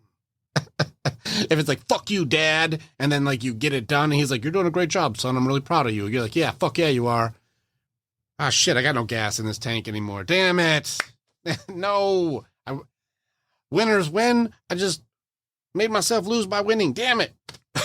So that's a double-edged sword when pissed is your motivator. But if you look at, like, New Year's resolutions and people who want something motivated-wise, and it lasts maybe a couple weeks, tops. Some people, if you really got fortitude and you got a 90-day program and you can do a P90X or something, and you're like, I made it 90 days, but then you're like, I'm going to reward myself with a big old cake when I'm done because I made it, and I got to give myself a victory and go back into your default program, and no belief systems have changed. It's pretty tough. All right, motivation, those are your styles. But then you're like, I was writing this out, and I'm like, no, it's bullshit, man. You need discipline. The reason you were motivated is because you'll learn a new skill while you're motivated. So that way you can take that skill and create a discipline on the days that you don't want to. That's really true. And it's backwards too, right? Like, people think motivation come before you do the task. You do the task first and then the motivation comes. Like, if I go out there and I start running And then, or I go play basketball and it's like, oh, wow, I'm making shots. And I'm like, oh, you know what? I feel confident. Like I'm motivated to keep working out and stuff like that. Not before, like, I'm just like sitting here like, nah. No, you just got to hurry up and do it. And as you do it, you get the motivation after. Well, that's competency. And this just means like, because I've practiced, now I feel more confident. And if you're not going to practice, this is where people like, this is where you got your gather information types. I'm going to learn, I'm going to learn, I'm going to learn, I'm going to learn, I'm going to learn. I'm like, did you do? Learning doesn't mean anything if you're not doing anything, but that's where you have to figure out what's your discipline style. And people have different discipline styles too. You know, some people have to find what's my accountability system for myself, which leads to that last part when I mentioned Ryan Mickler, where he talks about you have to have a system. You have to have a system in place, a routine system, something where like, for me, this calendar tells me where to go. I would miss too many appointments if my calendar wasn't giving me my reminders because it would overlap too quickly. I'd be talking to you for a few hours and I'd be like, oh shit, I missed 2 meetings. You know, so the calendar, that's one of my systems. Some people do a planner. Some people have to set alarms on their phones. Some people have to get up the hour early, like you said, and create like, that's my window for me. Like you have to create a system. Otherwise, motivation is there to teach you the skill. The skill is then so you can develop a discipline, and then the system keeps that discipline going when you don't want to go. And then you just have to not quit because losers quit and winners win. I feel like I'm like subconsciously changing. It's like, I think it's like winners just keep going. Like winners don't quit and losers quit. Anyways, I'm not changing your book title. I'm just giving you the second one. The next book is like winners don't quit, losers quit. I'm like, you're welcome, Michael. I mean, Carlos. I'm just goofing. Anyways, we're looking up for Michael still. But you're right, man. It's funny you said I'm the greatest motivational speaker of all time, but that means if I saw you in person, I may have that pump for days, a couple weeks, maybe. Maybe you're the greatest discipline teacher of all time. You're the greatest systems and discipline speaker of all time. That way people have longevity. You're the greatest perseverance speaker of all time because you're not going to quit. You're going to take your motivation. You're going to create a discipline. You're going to raise your competency. And then you have a system to keep it going until you're a winners and you can fly with us. And then you slam the mic. Anyways, that's just me. I'm getting so motivated from just hanging out with you, Carlos. No, I love that you're a visionary, man. All right, so I'm not trying to put you on the spot too hard. I don't know if the book is your main product or what if someone's like, man, Carlos, I want to work with you or I want to do stuff with you. What do I do? How do I get more Carlos in my life? What do I do? Is there a place to follow your videos or your own information? Like, how do I get more of this? So if you go to my website, Carlos J. Henry wins, has a Z and then .com, has all the stuff on there. You can follow me on all my social media, get your daily motivation because I post a video every single day. You can also have my book. I actually give out my books for free, so you can actually get a copy of my book for free as well. I have my newsletter. I have a monthly newsletter. It's like $10 a month, a low ticket thing. It just gives you that monthly, just like motivation and just like mindset training. And then of course there's just my one-on-one coaching, which you could just reach out to me and then we can kind of talk that. And it's a little bit more high ticket, but yeah, that's my 3 products really, honestly, that I got right now. That's awesome. No, that's good. How long is your program to work with you? Do you work with people indefinitely, or is it like it's 6 weeks, or it's like 6 months? So it's like it's a 12-week one to start off, right? 12 weeks, we kind of deep dive into, any type of mindset, problems you're having, confidence, things like that. We work on that stuff. And then after we finish that program, then you can get like a indefinite one at a cheaper rate. I like it. And then do you cut Robert Kiyosaki in on this, or? I'm just kidding. You got to read Rich Dad, Poor Dad. I feel like we should get some sponsorship plugs for this episode. I feel like you and I are like, listen, we got like 20 different people that we plugged, including Daran, Tank, Highland. Listen, you're going to have to pay royalties to Carlos now. Yeah, man. I be telling him like, listen, I got to get you on Come on. Yeah, my content, I got to start getting you on there. He's like, I don't really do that. Yeah, I mean, I know. I just talked to you about that. Changed lives, man. That's a real life hero, though. Well, that's a real life hero, because where would you be if it wasn't for that hero? I'm not sure, man. I don't even know, to be honest with you. If he ain't come there and just kind of lay his like wisdom on me and stuff and the things that he learned from his life, I don't even know, honestly. Better get So good he's at affecting, music. yeah. Or just, you know what I mean? I don't even know, really, but he's going to be affecting millions through me affecting them. So it's like, hey. All right. Let's be a little silly here. If you were in music, would you be the hype man? I probably would, though, to be honest with you. I really would. I'd probably be the MC, though, because, you know, I like to say I got the gift of gab. So I'll be up on that stage. Listen, speaking and rapping is not the same thing, because you're not going to see Yeah, me no, rapping.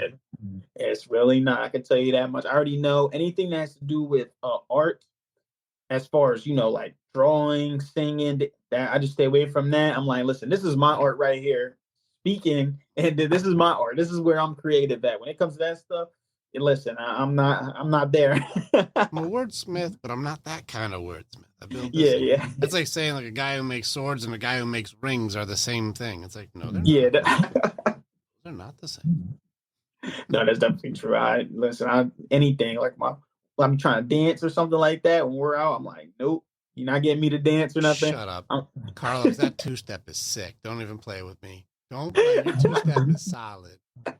Tell me I'm wrong. It is. It's solid. I'm like the type. I'm like, I don't really like to dance in public. I'll have fun just like dancing, you know, around. But I'm just like, I don't really. It's not really that fun to me. But I do really enjoy having a good conversation though, which is crazy though. Like I really have a go out and have a good conversation with somebody and be like, dang, like they're like, yeah, you know what? I'm about to just do all this stuff when I get home. I'm like, okay, there we go.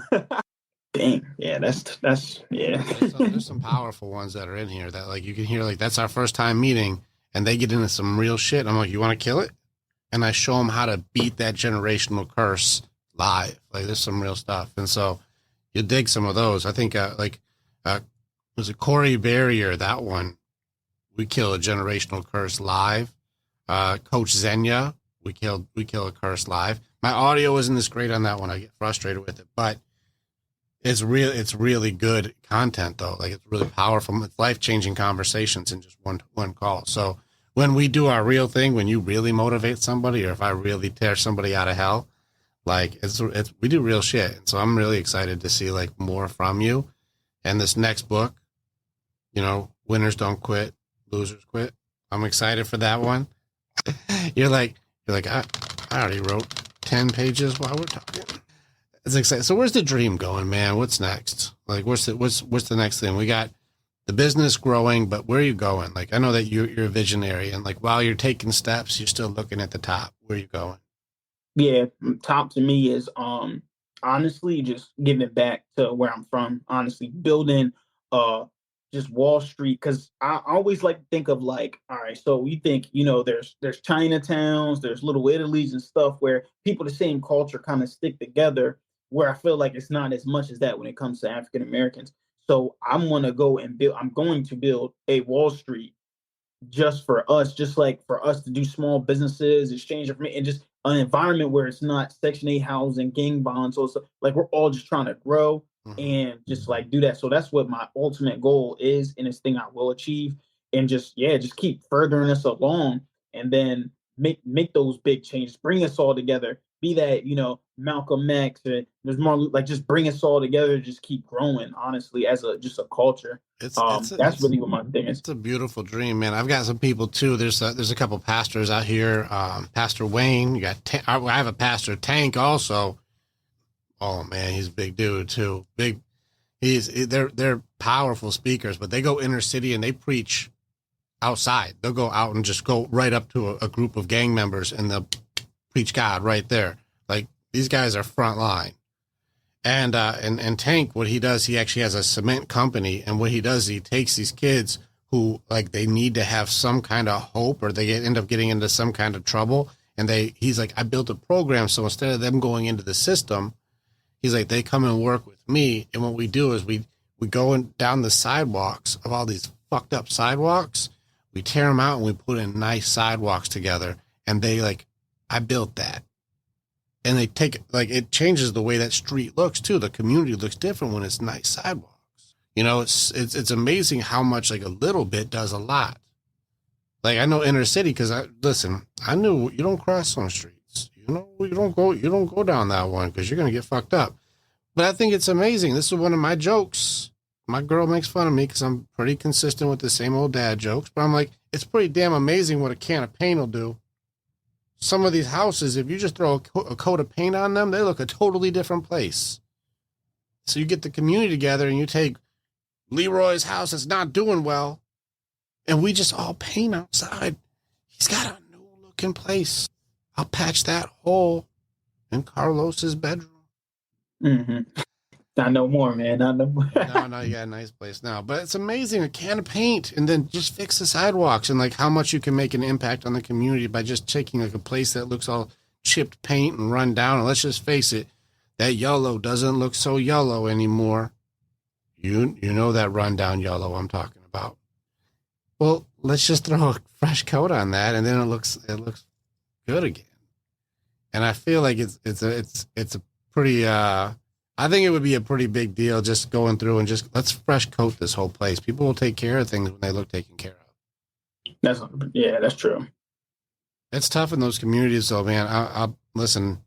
We'll support however we can, and we try and help the people here as much as we can too. Like I'm like, you bring any of the guys, I'll talk to them. But it's a tough mentality to break because it's a belief system, and you're not wrong. It's a belief system that like even if there was a library there, even let's just call it place to study. Well, you have to break the culture blocks for like studying for sissies, and like, what's your opinion on some of the culture stuff where like I think we talked about this before where you're watching the numbers and black women are rising like rockets. Black men are going down. How will we break the belief systems there? Because you see guys like you who are like, I'm actually going to go home and study. They're like, man, you're not making music. You ain't playing sports. And you ain't in a gang, man, you're doing some nerd shit now. Yeah, I would say to break that stuff, we got to have more of those like tinks in the community, right?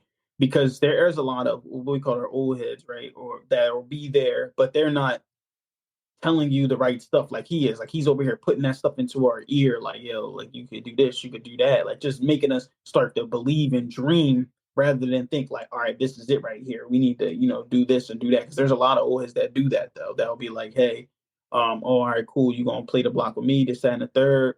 And they'll just like, kind of bring them into that life with them. But then you got the old heads like, we just need more old heads like that, right? That's just like, all right, listen, it's nothing for me. We just gonna do that. Because to be honest with you though, it's like we have a lot more of those than I can actually think of. Because even some that I'm thinking of that are into that gang violence, they'll preach another thing though. They'll say, hey, listen, like you need to be in the books, you need to be doing this, that, and the third. You don't gotta be like me. But the only problem is we won't listen because we see something else than what they're saying. They're saying something, and my sister says her dad always says this: "Do as I say, don't do as I do." But that's very, very hard to do. If I'm seeing you do something else and you're saying another thing, I'm gonna follow what you do. And at a certain point, you're gonna be like, just accept it. Like, hey, listen, this is just who he is.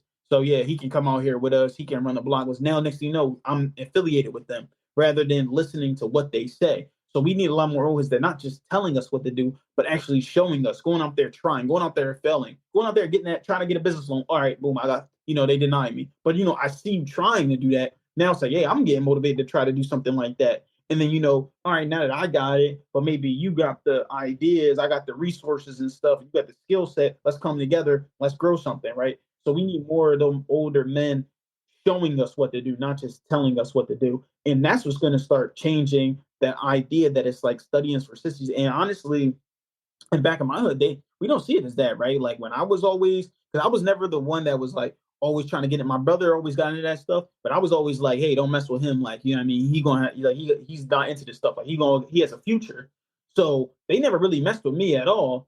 And they just kind of like, all right, listen, just keep pushing. Hey, you still doing that stuff? And it's just like, yeah, you still doing that motivation and all that? Man, I love all that. Every time I go to, they always like, hey, Loso 2.0, Loso 2.0. I'm like, hey, what's going on? They're like, yo, man, I'm seeing that positive stuff you speak. Like they show love when I go back, right? It's not a matter of just like, oh, like, that was for sisters or nothing. Like, they don't do nothing like that. It just, we see a lot of that stuff, so we do a lot of it.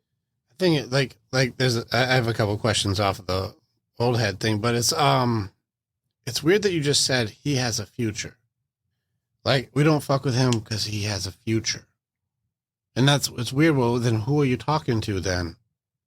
Guys who you don't think have a future? And that's kind of a tough reality for people to go like, no, we don't talk to Los because he's going to go somewhere. But you, like, talk to your older brother or whoever, you're not going anywhere. So you're going to be with us.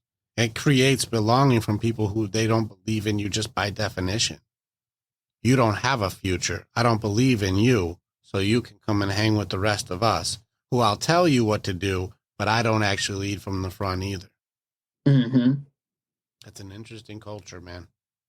Yeah, man. It really is like that too. Like, they'll be like, hey, they see a kid in the books or they see a kid play basketball, like my friend, she's like in the NBA and stuff. They see him, they're kind of like, hey, listen, we don't, like, you don't mess with him. I mean, he got a future in ball and all that stuff. But then there's other guys, it's like, hey, all right, since they're already doing it, it's like, and they're seeing me do it, so they're doing it. All right, we can accept them into it because we don't see them trying to do anything with their life.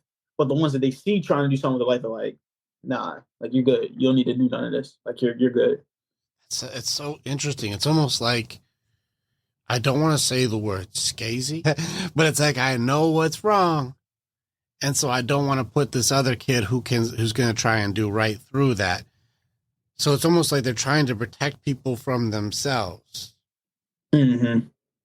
Because I know what I'm doing is detrimental, but that's what I do. And I'll bring people who I don't think have a future with me. It's almost like it's kind of backwards if you think about it. Because if I don't feel like I don't have a future, well, where do I belong then? Well, you still belong somewhere. It's just with the rest of us who are also not trying to do anything either. It's almost like we're only going to stay at the bottom and fight for the scraps because we're never going to go for more. And you're like us. You're not going to try either. So come in. I'll show you how to get scraps. No, 100%. It is like that. It is, and it is kind of backwards too, because it's like, because he doesn't look like he's trying. I feel like, honestly, we should be focused on him even more. Like, all right, why are you not trying to do something with your life, rather than the one that we see doing something, and we're like, all right, cool, we're gonna keep protecting him from all this stuff, all this violence and all that, and keep him along. He's already on that path, but we should be trying to, and that's what I'm saying. Like, that's why we need those resources, because like a flower can't grow in a certain flower. I'm saying can't grow in a locker. You know what I mean? If I put a flower in a locker, it's not going to grow because it doesn't have that environment, doesn't have the sunlight it needs, doesn't have the water it needs, the nutrients. So if I'm not even putting those libraries out there, I'm not doing anything. So I kind of just gave up. I'm like, all right, it just is what it is. Then we're going to continue to get, men like that. You know what I mean? It's just the way it is because their environment, and that's what they're going to accept it. They're going to accept it as like, hey, it is what it is. I'm just going to be, this is how my life is supposed to be. Yeah, I love your dream as far as that goes. I don't even know if it has to be a library, even just a study place. Because let's be real, I got more information on this than any library. Though, but leaders are readers. Well, yeah, but I'm with you. But at least let's go to a place where we can at least give you some information. You can have somebody who teaches or does speaking there, and you can go, hey, no, we can do this. We can recommend, hey, everybody, we're going to pay for your Audible download. And start reading this on your phone or read it on a tablet or whatever you got. Those Kindle things are super cheap. Thanks, they are.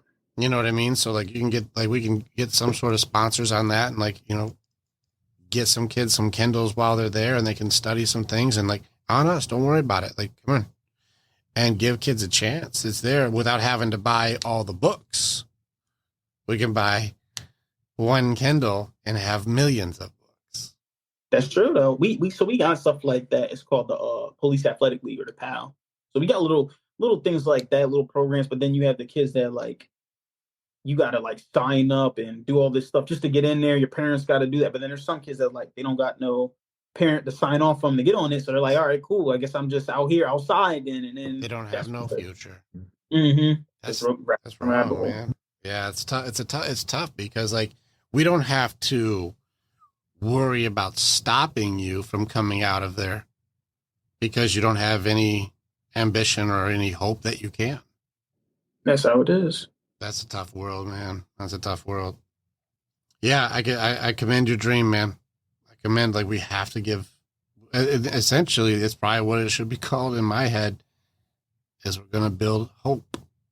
This is where hope starts. This is where you grow hope. Give us a fighting chance. That's why I say I like to say, listen, I'm gonna give us a fighting chance. At least I'm gonna give us an opportunity. You know what I mean? Because it's like you feel like you don't have one right now, and then that's when you start seeing 14-year-olds smoking weed and smoking blacks, and I'm like, dang, what you go through already? Like that you need to be doing. For real, like, you saw the old black and mild. It's belonging, though. Mm-hmm. You have to belong, and that's what the guy who leads does. And he says you shouldn't be smoking that, but I'm not going to stop you. But that's what I do, and it looks cool, and I want to be accepted. That's a tough cycle, man. It's a difficult world, especially when, like, there's some tough choices. I really commend you for your vision and your dreams and your perseverance, because, like, it really is a minority to pull out of that. You know, I don't mean in any race way. I mean, like, you're in the small percentage of people that come from this world, and you're that flower that grew up through the sidewalk. Mm-hmm. Like, there's not going to be a lot of flowers here. Definitely not. Yeah, that's pretty. It's good for you, man. But I know that you're like, we gotta make some changes there. It's a tough world. Help me out here. It's a tough environment in general. What would you say? Because, like, there's a lot of ignorance out there. There's crazy ignorance right now. You know, and, like, I'm not trying to get too political and say left, right, and any of that stuff. I just mean, like, is ignorance on both sides. Mm-hmm. Where would you go to try to help people get back to being humans again? Like, what would be, like, your dream message for, like, you got to quit the bullshit, pick a side, pick both sides, pick on them both. I don't care. Where would you go to be like, guys, like, if I'm reaching out to my own people, my people I grew up with in this area, do this. And people who don't fucking know better, quit saying we're doing this shit because you don't know. Yeah, I would say really, like, it would probably have to be integration in the sense of, like, I would have to take them and be like, yo, you're closer than you think. So take them out so take people. And so, like, things that got me inspired was when I was a kid and we would have school field trips and we're driving past all those big houses. And I'm like, dang, this is like around the corner. Not even like, you know, all the way 50 minutes out the way. Like, this is around the corner, like 2 blocks up the street. But I'm thinking it's so far away, like literally and on like mentally, like this is just so far away. So just showing us that, like, yo, this is what the communities, these are kids too, you know what I mean? These are just some of the things they do. It may not be that different. And then same thing for even those kids that, like, you know, I'm obviously safety concerns, but they're not gonna, I feel like a lot of people that aren't from the hood will realize that, like, yo, you don't, unless there is circumstances, right? But a lot of times you don't get messed with if you're not doing anything out there. You know what I mean? There is circumstances though, like somebody just may see, like, yo, I know he's not from around here. We're gonna mess with him. But there's a lot of circumstances where people won't even mess with you if you just mind your business. So even just having them, just like showing them that's like, yo, spend a day with like a kid with, you know, that's from that area. You guys can understand from each other, like, all right, this is what I see, and this is what I see. You know, open up our eyes. But we got to start younger, because then by the time we get to a certain age, it's like they're just stereotypes are just stuck in their head. No, this is the way it is in there. I know that, you know, this is the way it is. We got to make sure to be careful around there and stuff. And then we're just thinking, like, what are you talking about? This is like, we're just over here just chilling. Like, we're not, it's no gang violence. We're just outside having fun or whatever. So it would just be like integration with us, just like spending some time with each other, like different classes, to be honest with you. I think that's not a bad idea at all.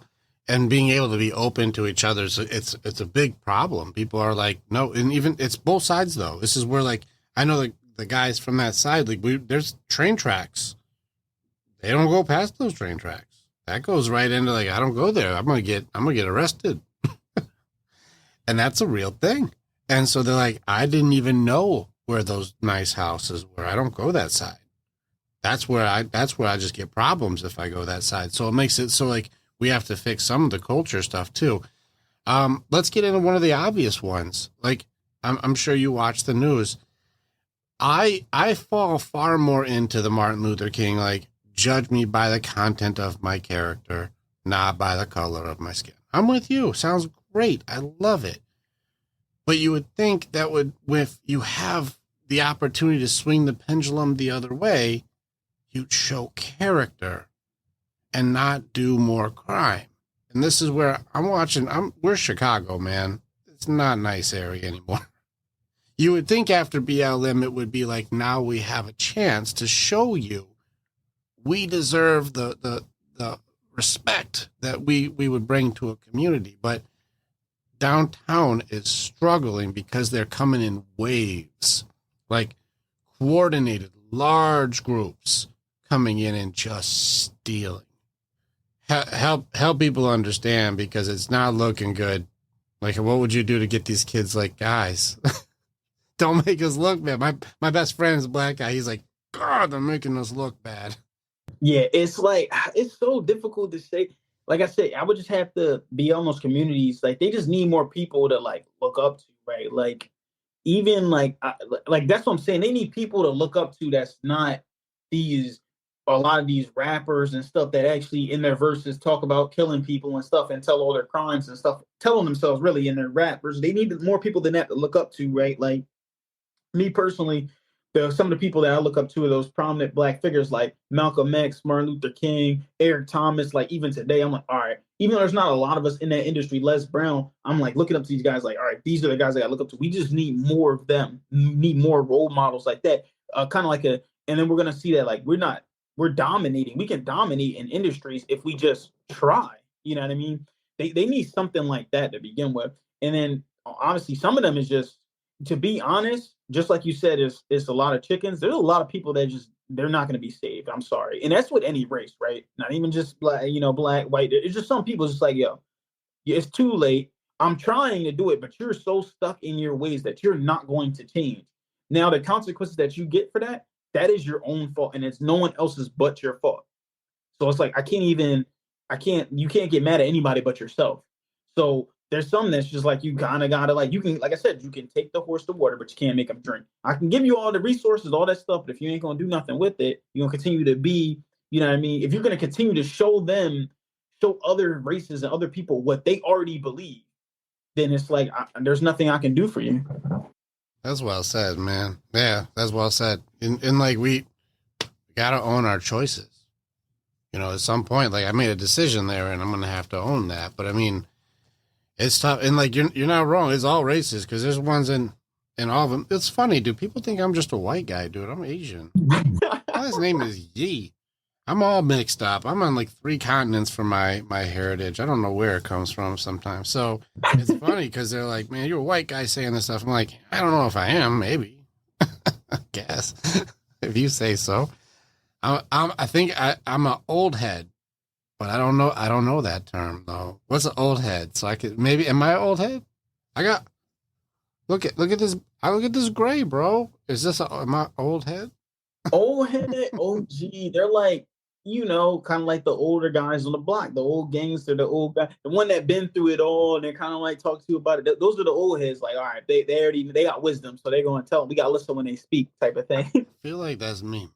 I feel like I'm an old head. It sounds like a good thing when you say it like that. It is though. It is a good thing. Yeah, it's a good thing. I'm like, oh, yeah, that's my old head. Like, yeah, he gives us wisdom and stuff like that. And he tells us all that stuff. Now, those are a lot of the old heads, at least from my community, are the ones that been through a lot of the bad stuff, and then they're like telling you now, like, all right, I did all these mistakes. I don't do them no more, but I did these mistakes. Don't do them, type of thing.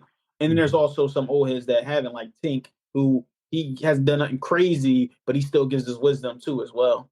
So it is a good thing. I think I'm an old head. Yeah. I'm an old head, man. I'm taking it. I'm gonna change my title from curse breaker to old head. Block OG. I don't know if I'm a block OG anymore. But yeah, no, that's good to know. I'm with you on this message though, man. And I think that accountability goes across the table. And a lot of times people are trying to tell everybody else how they're supposed to be, but they don't do anything on their own. And you're very right with the, here's what everyone else should be doing. And I'm going to judge everyone else for being a piece of shit or they're bad because But then when it comes time to like, are you also doing the thing though that would be right? Well, no. Well, then maybe you shouldn't be judging people until you take care of your own stuff. You know, that's Jordan Peterson. Clean your own room before you tell everybody else how to live their life. Yeah, so pretty powerful stuff, man. Well, you got any other directions you want to take this in? Like, where do you want to go? Like, what's the next thing? If you're like, if I could send some messages out there. Unless you want to have some fun, unless you want to do some funny stereotypes and ask me something like, so why do white people do that shit questions? Listen, I'm good, man. I don't know, man. Like I said, I pretty much got all my messages out. Good. It was, I feel great just talking to you and stuff like that. Then I'm starting to like sit here and think about my stomach is over here just like, I'm like, shoot, I need to go. I'm about to pick up some soul food for me and my wife. Yeah, I see your stomach doing the two-step because it doesn't dance. What do you guys two-step in Chicago or something? Is that what you're saying? No, or? man. Everybody knows it. That's fucking Will Smith and Hitch, man. You don't have to get complicated with that. Oh, okay. Because Delaware, we have a thing called a two-step, but it's not the same dance as that. Oh, that sounds like what you know about a Delaware two-step? I don't know about Delaware, but I know this one. I know where you're like this. Oh, I know that okay. two-step. I know the two. No, Delaware is different. That's just Delaware back and forth. 1, 2, 1, 2. That's just everybody knows that one. And Delaware is way different. Okay, what's the Delaware one? I don't know. I'm not from Delaware. The Delaware one is more like it's like a dance you do by yourself though. So it's like so people kind of mix it up. It's kind of like you go like this. It's kind of weird though. Like you kind of hold your junk a little bit. I ain't gonna lie, and then you just kind of go like side to side like this. Okay, I have to hold my junk and swing side to side. Yeah, and that's all you do. And you just step 1, 2, 1, 2, and then you do it fast. And some people get low with it, and then they'll just like step on one foot. That's the like two-step in Delaware. Okay, all right, same idea, just more junk holding. Yeah, I was like, got it. Two-step. You know anything about Delaware? Your hands are up too high for that. Yeah. You snapping. No, you need to be gripping. Yeah, you just kind of do that. You just kind of, it's just like that's the Delaware. I was like, wait, what? You kept saying, I'm like, is there another two-step up there? That I'm like, apparently there's more two-steps. Yeah, there's a Baltimore one too. Do you know the Baltimore one? Yeah, it's like it's like that too, but they just do it kind of like different. Like they go like this, and then they go like that. I like that one. Okay. And then they like walk over and then go like that back and forth. I think that's just the hustle. Do they go front and then back sometimes? Because that's just the hustle.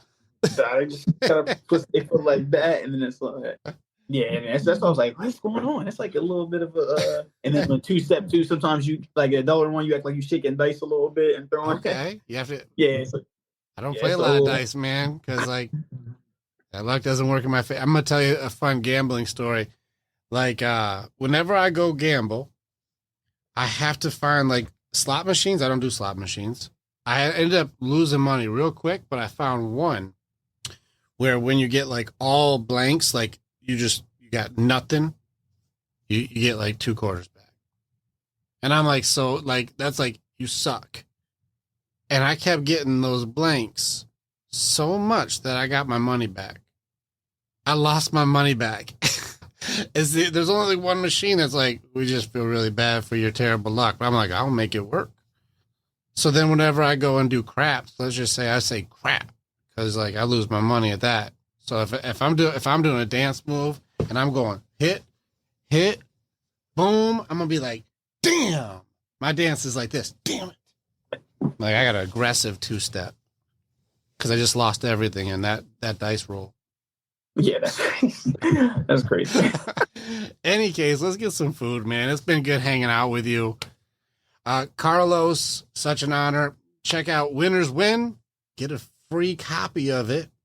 And then book some time with Carlos so he can motivate you into getting off your ass, giving you discipline, and helping you persevere and not quit anymore. Yes, man. Yes, sir. Yes, sir. I appreciate you giving me a chance to be on this show. It was lovely, man. Great background, too. I love it all. I love that. This is my warrior side. This is my psychology side. So this shows my transition through like my life. So we had to fight our way out, man. Our stories are very similar. So I can't wait to see where your next chapter goes. It's exciting. Yes, sir. Yes, sir. I appreciate you taking the time out to have me on here. We'll do more. Yeah. It's too fun. All right. We'll be in touch. We're going to do some more of this in the future. I know it. But otherwise, yes, Tell your family I said, hey, I'll tell mine from you, and then we'll be in touch later on, brother. I'll talk to you later, okay? Yes, sir. You have a good one, all right? You too. Click on the button and you can become the hero in your own story. It's time to start making the choices to change. And the evolution that you're going to do begins with choosing the next step. This is the way. And together, we're always stronger.